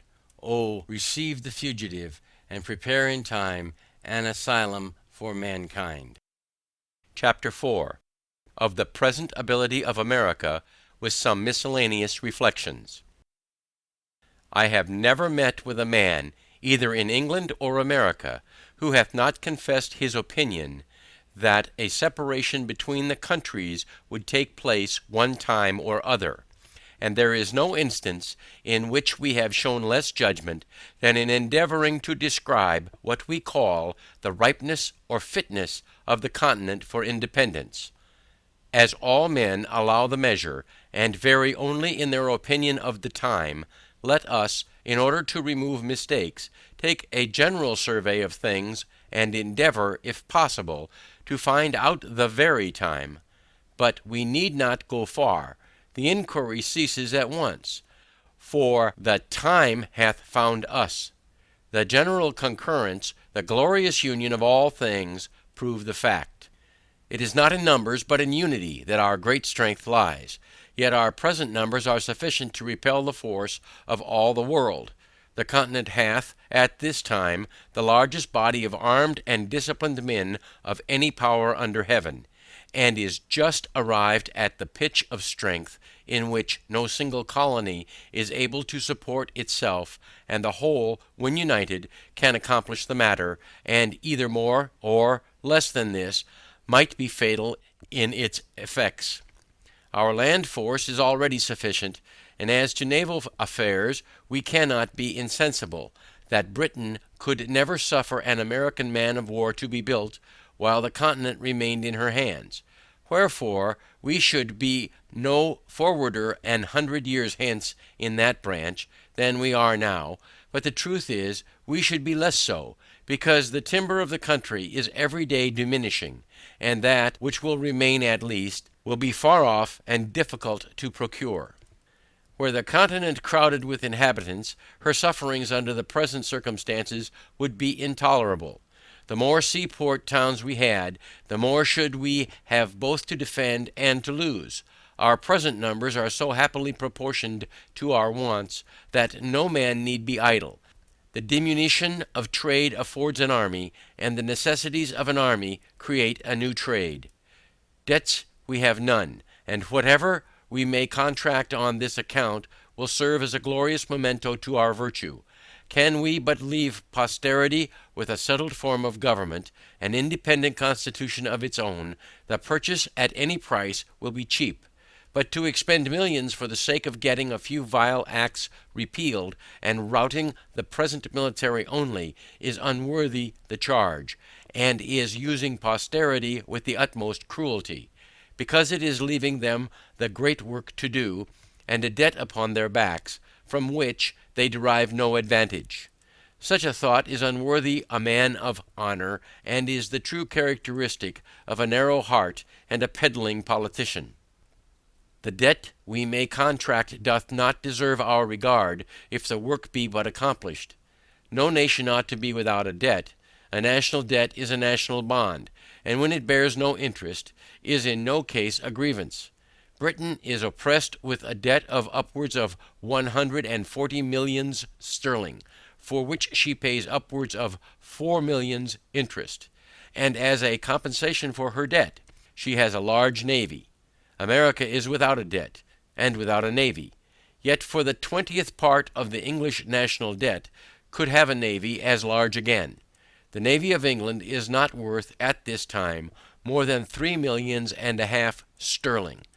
The first and second editions of this pamphlet were published without the following calculations, which are now given as a proof that the above estimation of the navy is a just one.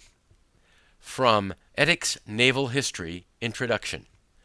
The charge of building a ship of each rate and furnishing her with masts, yards, nails, and rigging, together with the proportion of 8 months' boatswain's and carpenter's sea stores, as calculated by Mr. Burchett, Secretary to the Navy. For a ship of 100 guns, 35,553 pounds. 90 guns, 29,886 pounds. 80 guns, 23,638 pounds. 70 guns, 17,785 pounds. 60 guns, 14,197 pounds. 50 guns, 10,606 pounds. 40 guns, 7,558 pounds. 30 guns, 5,846 pounds. 20 guns, 3,710 pounds.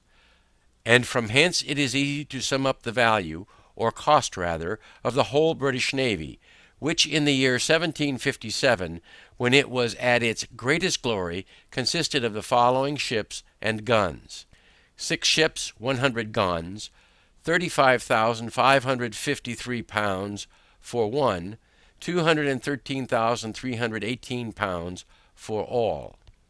Ships 12, guns 90, cost of one, 29,886, cost of all, 358,632.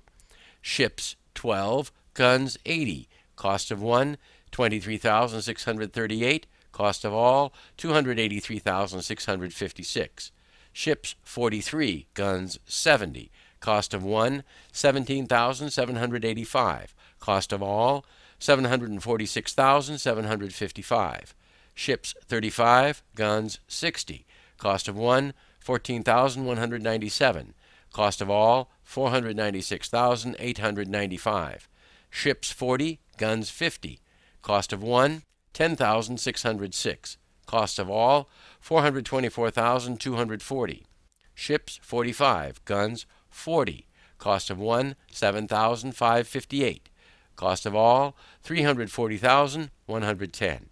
Ships 58, guns 20, cost of one, 3,710 pounds, cost of all, 215,180 pounds. Ships 85, sloops, bombs, and fire ships, one with another at 2,000 pounds each, 170,000 pounds. Cost, 3,266,786 pounds. Remains for guns, 233,214 pounds. Total, 3,500,000 pounds sterling. No country on the globe is so happily situated, so internally capable of raising a fleet as America. Tar, timber, iron, and cordage are her natural produce. We need go abroad for nothing. Whereas the Dutch, who make large profits by hiring out their ships of war to the Spaniards and Portuguese, are obliged to import most of the materials they use. We ought to view the building of a fleet as an article of commerce, it being the natural manufactory of this country. It is the best money we can lay out. A navy when furnished is worth more than it cost, and is that nice point in national policy in which commerce and protection are united. Let us build. If we want them not, we can sell, and by that means replace our paper currency with ready gold and silver. In point of manning a fleet, people in general run into great errors. It is not necessary that 1/4 part should be sailor. The terrible privateer, Captain Death, stood the hottest engagement of any ship last war, yet had not 20 sailors on board, though her complement of men was upwards of 200. A few able and social sailors will soon instruct a sufficient number of active landsmen in the common work of a ship. Wherefore we never can be more capable to begin our maritime matters than now, while our timber is standing, our fisheries blocked up, and our sailors and shipwrights out of employ. Men of war of 70 and 80 guns were built 40 years ago in New England, and why not the same now? Shipbuilding is America's greatest pride, and in which she will in time excel the whole world. The great empires of the East are mostly inland, and consequently excluded from the possibility of rivaling her. Africa is in a state of barbarism, and no power in Europe hath either such an extent of coast, or such an internal supply of materials. Where nature hath given the one, she hath withheld the other. To America only hath she been liberal of both. The vast empire of Russia is almost shut out from the sea, wherefore her boundless forests, her tar, iron, and cordage are only articles of commerce. In point of safety, ought we be without a fleet? We are not the little people now, which we were 60 years ago. At that time we might have trusted our property in the streets, or fields rather, and slept securely without locks or bolts on our doors or windows.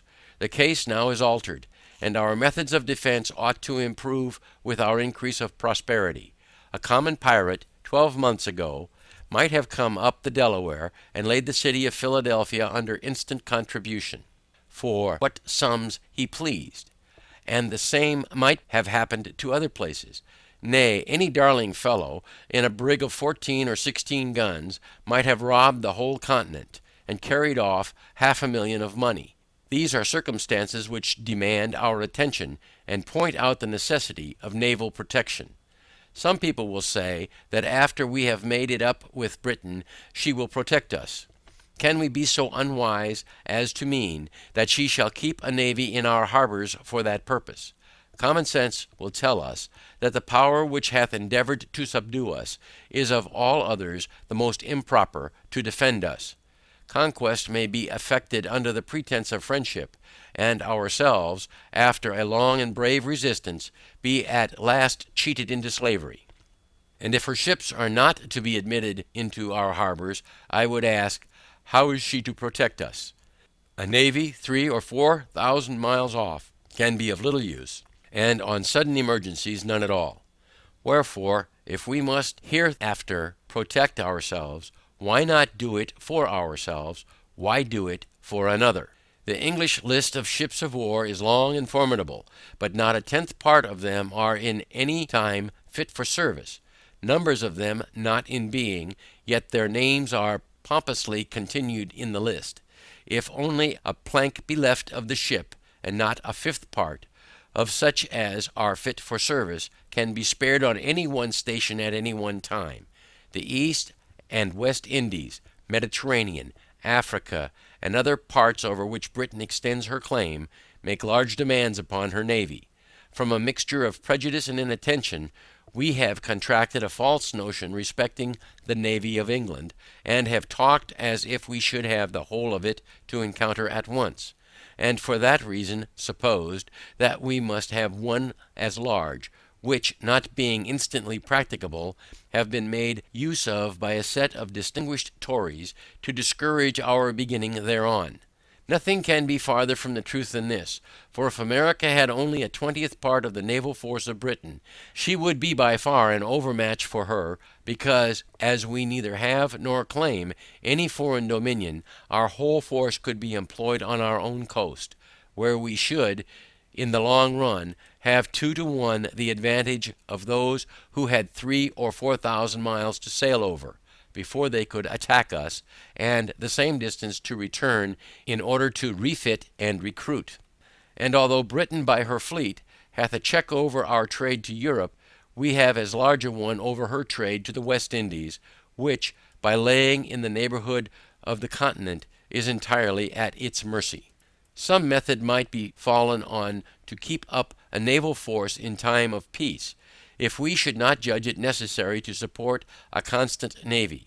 If premiums are to be given to merchants, to build and employ in their service, ships mounted with 20, 30, 40, or 50 guns, the premiums to be in proportion to the loss of bulk to the merchants, 50 or 60 of those ships, with a few guard ships on constant duty, would keep up a sufficient navy, and that without burdening ourselves with the evil so loudly complained of in England, of suffering their fleet, in time of peace, to lie rotting in the docks. To unite the seamen of commerce and defence is sound policy. For when our strength and our riches play into each other's hand, we need fear no external enemy. In almost every article of defence we abound. Hemp flourishes even to rankness, so that we need not want cordage. Our iron is superior to that of other countries. Our small arms equal to any in the world. Cannons we can cast at pleasure. Saltpetre and gunpowder we are every day producing. Our knowledge is hourly improving. Resolution is our inherent character, and courage hath never yet forsaken us. Wherefore, what is it that we want?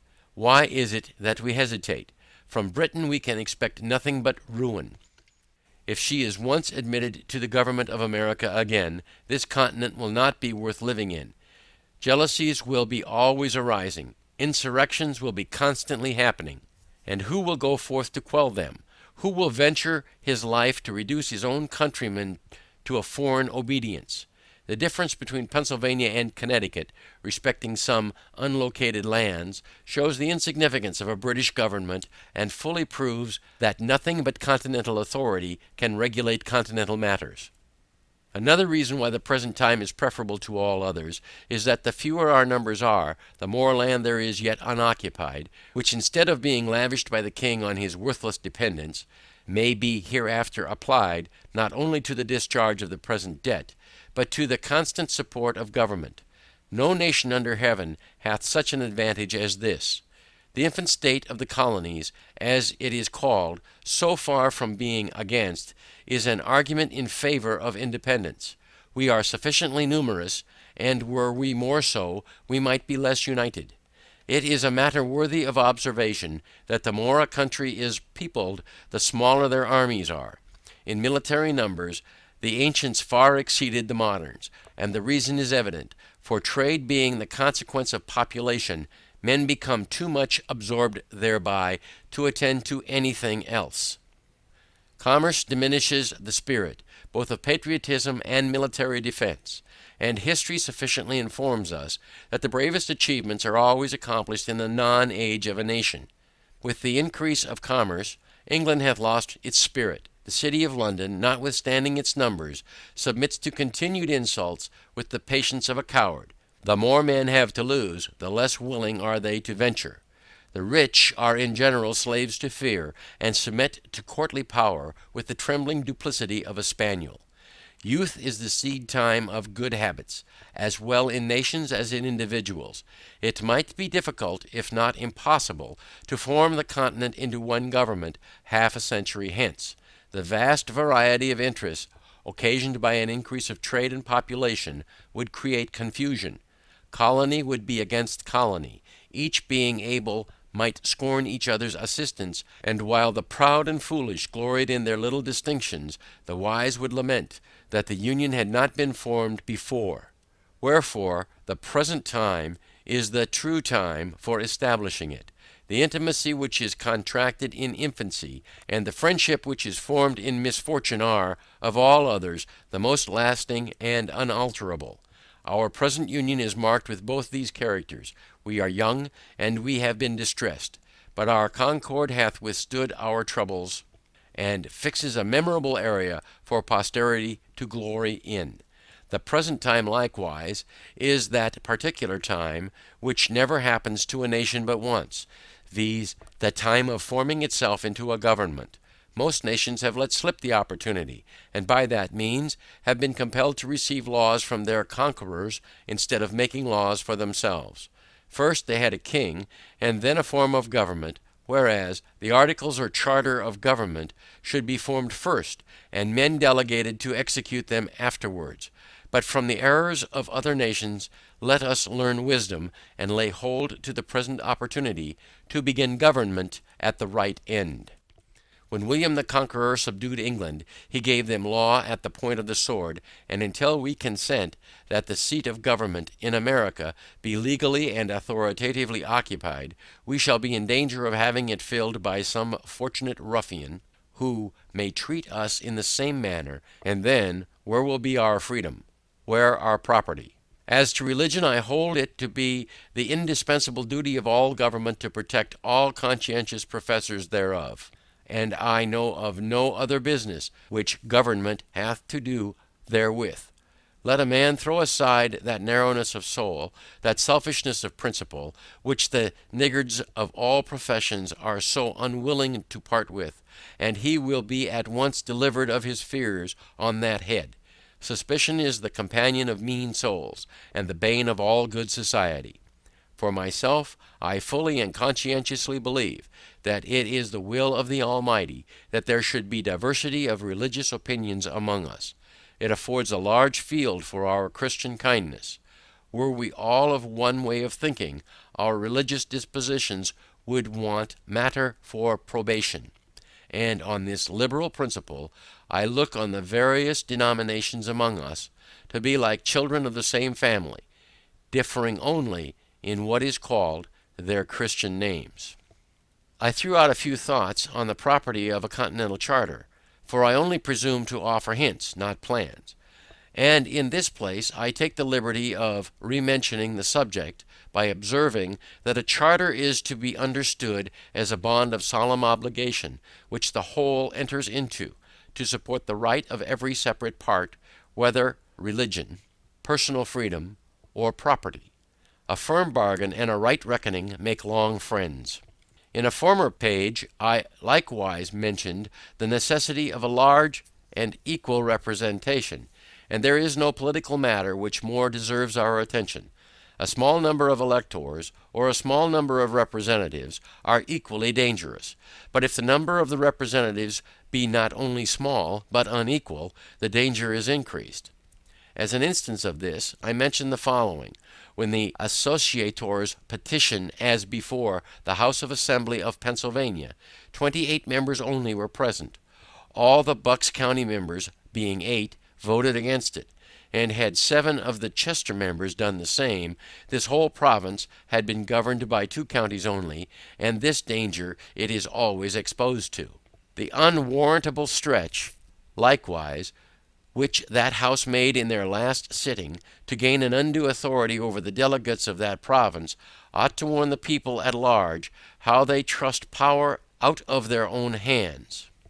A set of instructions for the delegates were put together, which in point of sense and business would have dishonored a schoolboy, and after being approved by a few, a very few, without doors, were carried into the House, and there passed in behalf of the whole colony.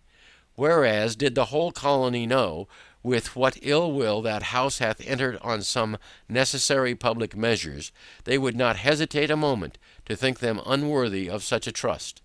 Immediate necessity makes many things convenient, which, if continued, would grow into oppressions.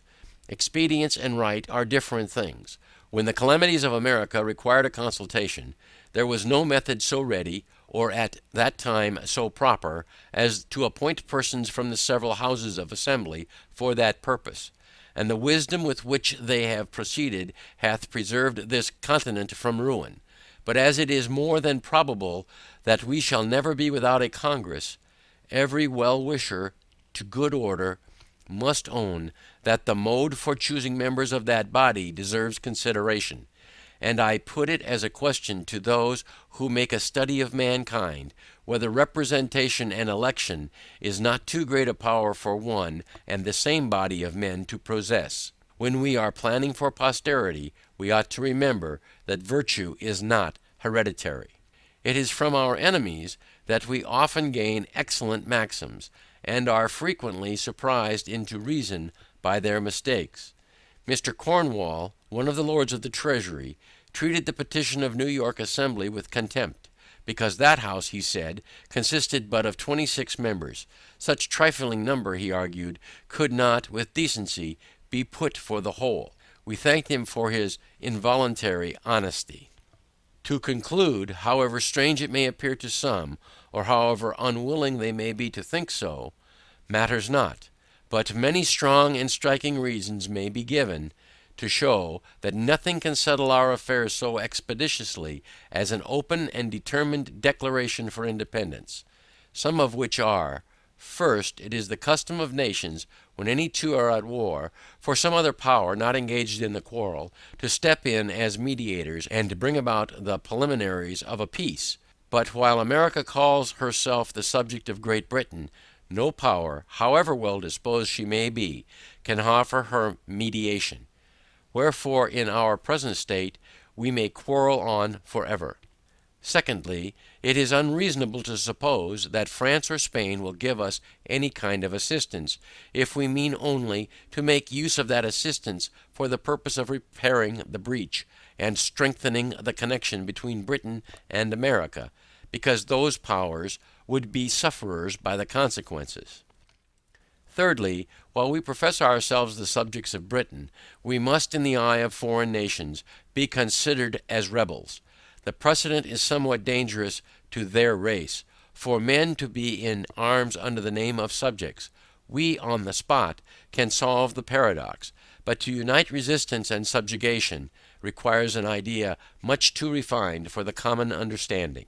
Fourthly, were a manifesto to be published and dispatched to foreign courts, setting forth the miseries we have endured, and the peaceable methods we have ineffectually used for redress, declaring at the same time that not being able any longer to live happily or safely under the cruel disposition of the British court, we had been driven to the necessity of breaking off all connections with her, at the same time assuring all such courts of our peaceable disposition towards them, and of our desire of entering into trade with them, such a memorial would produce more good effects to this continent, than if a ship were freighted with petitions to Britain.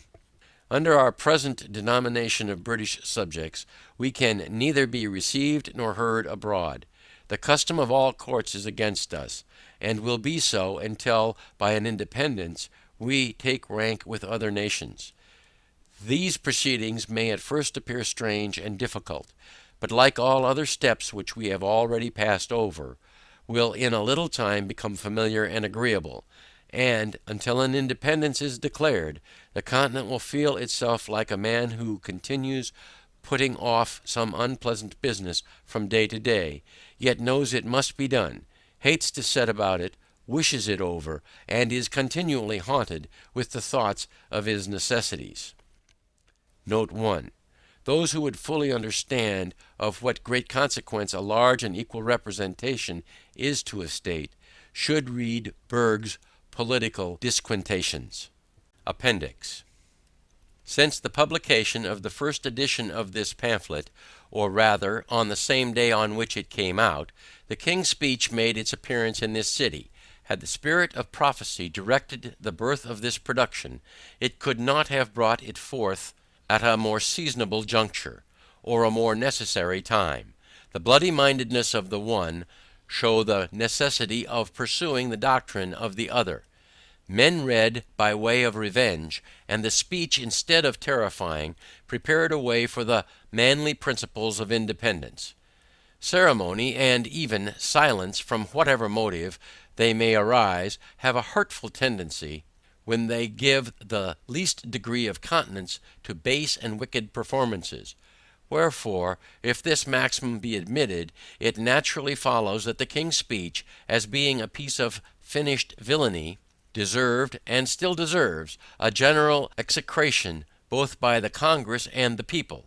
Yet, as the domestic tranquillity of a nation depends greatly on the chastity of what may properly be called national manners, it is often better to pass some things over in silent disdain, than to make use of such new methods of dislike as might introduce the least innovation on that guardian of our peace and safety. And perhaps it is chiefly owing to this prudent delicacy that the King's Speech hath not, before now, suffered a public execution. The speech, if it may be called one, is nothing better than a wilful, audacious libel against the truth, the common good, and the existence of mankind, and is a formal and pompous method of offering up human sacrifices to the pride of tyrants. But this general massacre of mankind is one of the privileges and the certain consequences of kings. For as nature knows them not, they know not her, and although they are beings of our own creation, they know not us, and are become the gods of their creators. The speech hath one good quality, which is, that it is not calculated to deceive, neither can we, even if we would, be deceived by it. Brutality and tyranny appear on the face of it. It leaves us at no loss, and every line convinces, even in the moment of reading, that he who hunts the woods for prey, the naked and untutored Indian, is less a savage than the King of Britain. Sir John Dolliwimple, the punitive father and whining Jesuitical piece, felicitously called The Address of the People of England to the Inhabitants of America, hath perhaps, from a vain supposition that the people here were to be frightened at the pomp and description of a king, given, though very unwisely on his part, the real character of the present one. But, says this writer, if you are inclined to pay compliments to an administration which we do not complain of, meaning the Marquis of Rockingham's at the repeal of the Stamp Act, it is very unfair in which to withhold them from that prince. If those who nod alone they were permitted to do anything, this is Toryism with a witness. Here is idolatry even without a mask, and he who can so calmly hear and digest such doctrine hath forfeited his claim to rationality, an apostate from the order of manhood, and ought to be considered as one who hath not only given up the proper dignity of a man, but sunk himself beneath the rank of animals, and contemptuously crawls through the world like a worm.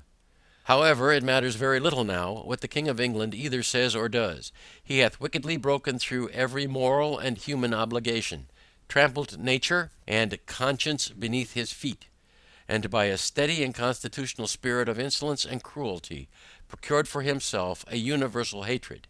It is now the interest of America to provide for herself.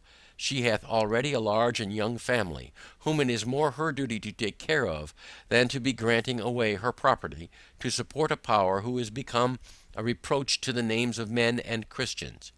Ye, whose office it is to watch over the morals of a nation, of whatsoever sect or denomination ye are of, as well as ye, who are more immediately the guardians of the public liberty, if ye wish to preserve your native country uncontaminated by European corruption, ye must in secret wish a separation. But, leaving the moral part to private reflection, I shall chiefly confine my further remarks to the following heads. First, that it is the interest of America to be separated from Britain. Secondly, which is the easiest and most practicable plan, reconciliation or independence, with some occasional remarks. In support of the first, I could, if I judged it proper, produce the opinion of some of the ablest and most experienced men on this continent, and whose sentiments on that head are not yet publicly known. It is in reality a self-evident position, for no nation in a state of foreign dependence, limited in its commerce, and cramped and fettered in its legislative powers, can ever arrive at any material eminence. America doth not yet know what opulence is, and although the progress which she hath made stands unparalleled in the history of other nations, it is but childhood, compared with what she would be capable of arriving at, had she, as she ought to have, the legislative powers in her own hands. England is at this time proudly coveting what would do her no good, were she to accomplish it, and the continent hesitating on a matter which will be her final ruin if neglected. It is the commerce and not the conquest of America by which England is to be benefited, and that would in a great measure continue, were the countries as independent of each other as France and Spain, because in many articles neither can go to a better market. But it is the independence of this country, of Britain or any other, which is now the main and only object worthy of contention, and which, like all other truths discovered by necessity, will appear clearer and stronger every day. First, because it will come to that one time or other. Secondly, because the longer it is delayed, the harder it will be to accomplish. I have frequently amused myself both in public and private companies with silently remarking the specious errors of those who speak without reflecting. And among the many which I have heard, the following seems most general, viz. That had this rupture happened 40 or 50 years hence, instead of now, the continent would have been more able to have shaken off the dependence. To which I reply, that our military ability at this time arises from the experience gained in the last war, and which in 40 or 50 years' time would have been totally extinct. The continent would not, by that time, have had a general, or even a military officer left, and we, or those who may succeed us, would have been as ignorant of martial matters as the ancient Indians. And this single position, closely attended to, will unanswerably prove that the present time is preferable to all others. The argument turns thus: at the conclusion of the last war we had experience, but wanted numbers, and 40 or 50 years hence we should have numbers without experience. Wherefore the proper point of time must be some particular point between the two extremes, in which a sufficiency of the former remains, and a proper increase of the latter is obtained, and that point of time is the present time. The reader will pardon this digression, as it does not properly come under the head I first set out with, and to which I again return by the following position, viz. Should affairs be patched up with Britain, and she to remain the governing and sovereign power of America, which as matters are now circumstanced is giving up the point entirely, we shall deprive ourselves of the very means of sinking the debt we have, or may contract. The value of the back lands, which some of the provinces are clandestinely deprived of, by the unjust extension of the limits of Canada, valued only at £5 sterling per 100 acres, amount to upwards of 25 millions. Pennsylvania currency, and the quit rents at 1 penny sterling per acre to 2 millions yearly. It is by the sale of those lands that the debt may be sunk, without burden to any, and the quit rent reserved thereof will always lessen, and in time will wholly support the yearly expense of the government. It matters not how long the debt is in paying, so that the lands when sold be applied to the discharge of it, and for the extinction of which the Congress for the time being will be continental trustees.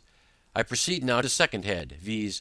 Which is the easiest and most practicable plan, reconciliation or independence, with some occasional remarks.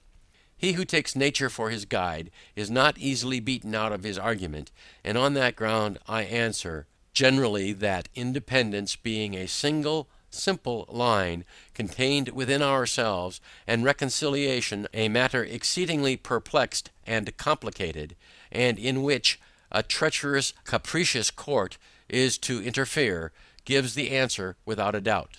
The present state of America is truly alarming to every man who is capable of reflection.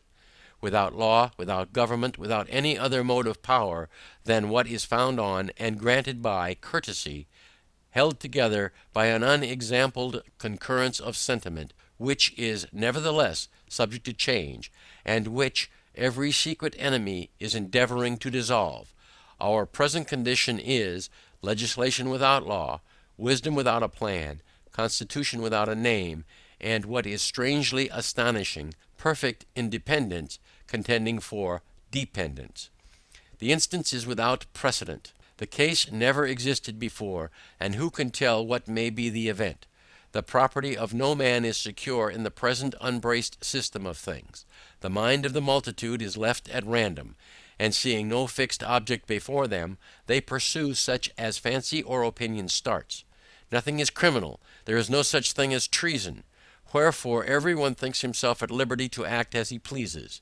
The Tories dare not have assembled offensively, had they known that their lives, by that act, were forfeited to the laws of the state.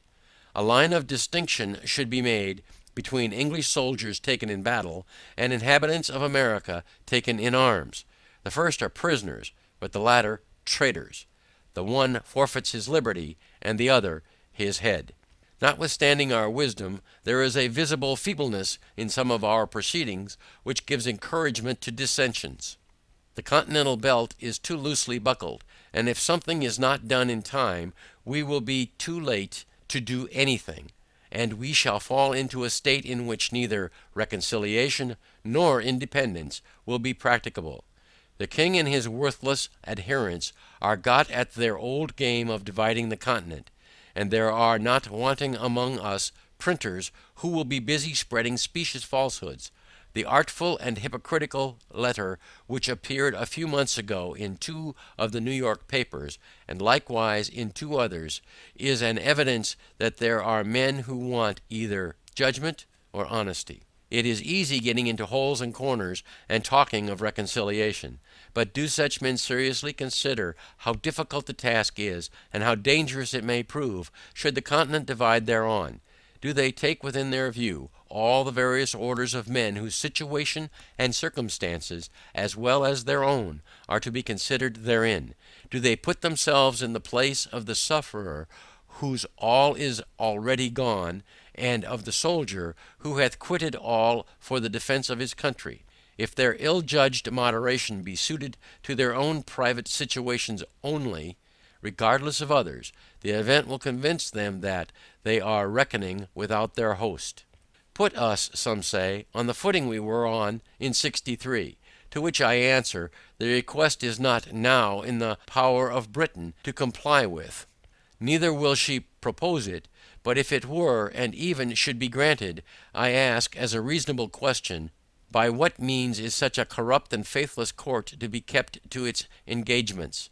Another parliament, nay, even the present, may hereafter repeal the obligation, on the pretence of its being violently obtained, or unwisely granted, and in that case, where is our redress? No going to the law with nations.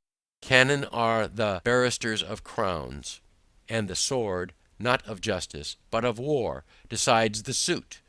To be on the footing of '63, it is not sufficient that the laws only be put on the same state, but that our circumstances likewise be put on the same state, our burnt and destroyed towns repaired or built up, our private losses made good, our public debts, contracted for defense, discharged. Otherwise we shall be millions worse than we were at that enviable period. Such a request, had it been complied with a year ago, would have won the heart and soul of the continent. But now it is too late. The Rubicon is past. Besides, the taking up arms, merely to enforce the repeal of a pecuniary law, seems as unwarrantable as the divine law, and as repugnant to human feelings as the taking up arms to enforce obedience thereto. The object on either side doth not justify the means, for the lives of men are too valuable to be cast away on such trifles. It is the violence which is done and threatened to our persons, the destruction of our property by the armed force, the invasion of our country by fire and sword, which conscientiously qualifies the use of arms, and the instant in which such a mode of defense became necessary, all subjugation to Britain ought to have ceased, and the independency of America should have been considered as dating its era from, and published by, the first musket that was fired against her. This line is a line of consistency, neither drawn by caprice nor extended by ambition, but produced by a chain of events of which the colonies were not the authors. I shall conclude these remarks with the following timely and well-intended hints. We ought to reflect that there are three different ways by which an independency may hereafter be effected, and that one of those three will one day or other be the fate of America, viz., by the legal voice of the people in Congress, by a military power, or by a mob. It may not always happen that our soldiers are citizens, and the multitude a body of reasonable men. Virtue, as I have already remarked, is not hereditary, neither is it perpetual. Should an independency be brought about by the first of those means, we have every opportunity and every encouragement before us to form the noblest, purest constitution on the face of the earth. We have it in our power to begin the world over again. A situation similar to the present hath not happened since the days of Noah until now. The birthday of a new world is at hand, and a race of men, perhaps as numerous as all Europe contains, are to receive their portion of freedom from the event of a few months. The reflection is awful, and in this point of view, how trifling, how ridiculous, do the little partly cavilings of a few weak or interested men appear when weighed against the business of a world. Should we neglect the present favourable and inviting period, and an independence be hereafter effected by any other means, we must charge the consequence to ourselves, or to those rather, whose narrow and prejudiced souls are habitually opposing the measure, without either inquiring or reflecting. There are reasons to be given in support of independence, which men should rather privately think of, than be publicly told of. We ought not now to be debating whether we shall be independent or not, but anxious to accomplish it on a firm, secure, and honorable basis, and uneasy rather that it is not yet begun upon. Every day convinces us of its necessity. Even the Tories, if such beings yet remain among us, should, of all men, be the most solicitous to promote it, for, as the appointment of committees at first protected them from popular rage, so a wise and well-established form of government will be the only certain means of continuing it securely to them. Wherefore, if they have not virtue enough to be Whigs, they ought to have prudence enough to wish for independence. In short, independence is the only bond that can tie and keep us together. We shall see our object, and our ears will be legally shut against the schemes of an intriguing as well as a cruel enemy. We shall then too be on a proper footing to treat with Britain, for there is reason to conclude that the pride of that court will be less hurt by treating with the American States for terms of peace, than with those whom she denominates rebellious subjects, for terms of accommodation. It is our delaying it that encourages her to hope for conquest, and our backwardness tends only to prolong the war. As we have, without any good effect therefrom, withheld our trade to obtain a redress of our grievances, let us now try the alternative, by independently redressing them ourselves, and then offering to open the trade. The mercantile and reasonable part in England will be still with us, because peace with trade is preferable to war without it, and if the offer be not accepted, other courts may be applied to. On these grounds I rest the matter, and as no offer hath yet been made to refute the doctrine contained in the former editions of this pamphlet, it is a negative proof that either the doctrine cannot be refuted, or that the party in favor of it are too numerous to be opposed. Wherefore, instead of gazing at each other with suspicious or doubtful curiosity, let each of us hold out to his neighbor the hearty hand of friendship, and unite in drawing a line which, like an act of oblivion, shall bury in forgetfulness every former dissension. Let the names of Whig and Tory be extinct, and let none other be heard among us than those of a good citizen, an open and resolute friend, and a virtuous supporter of the rights of mankind, and of the free and independent States of America.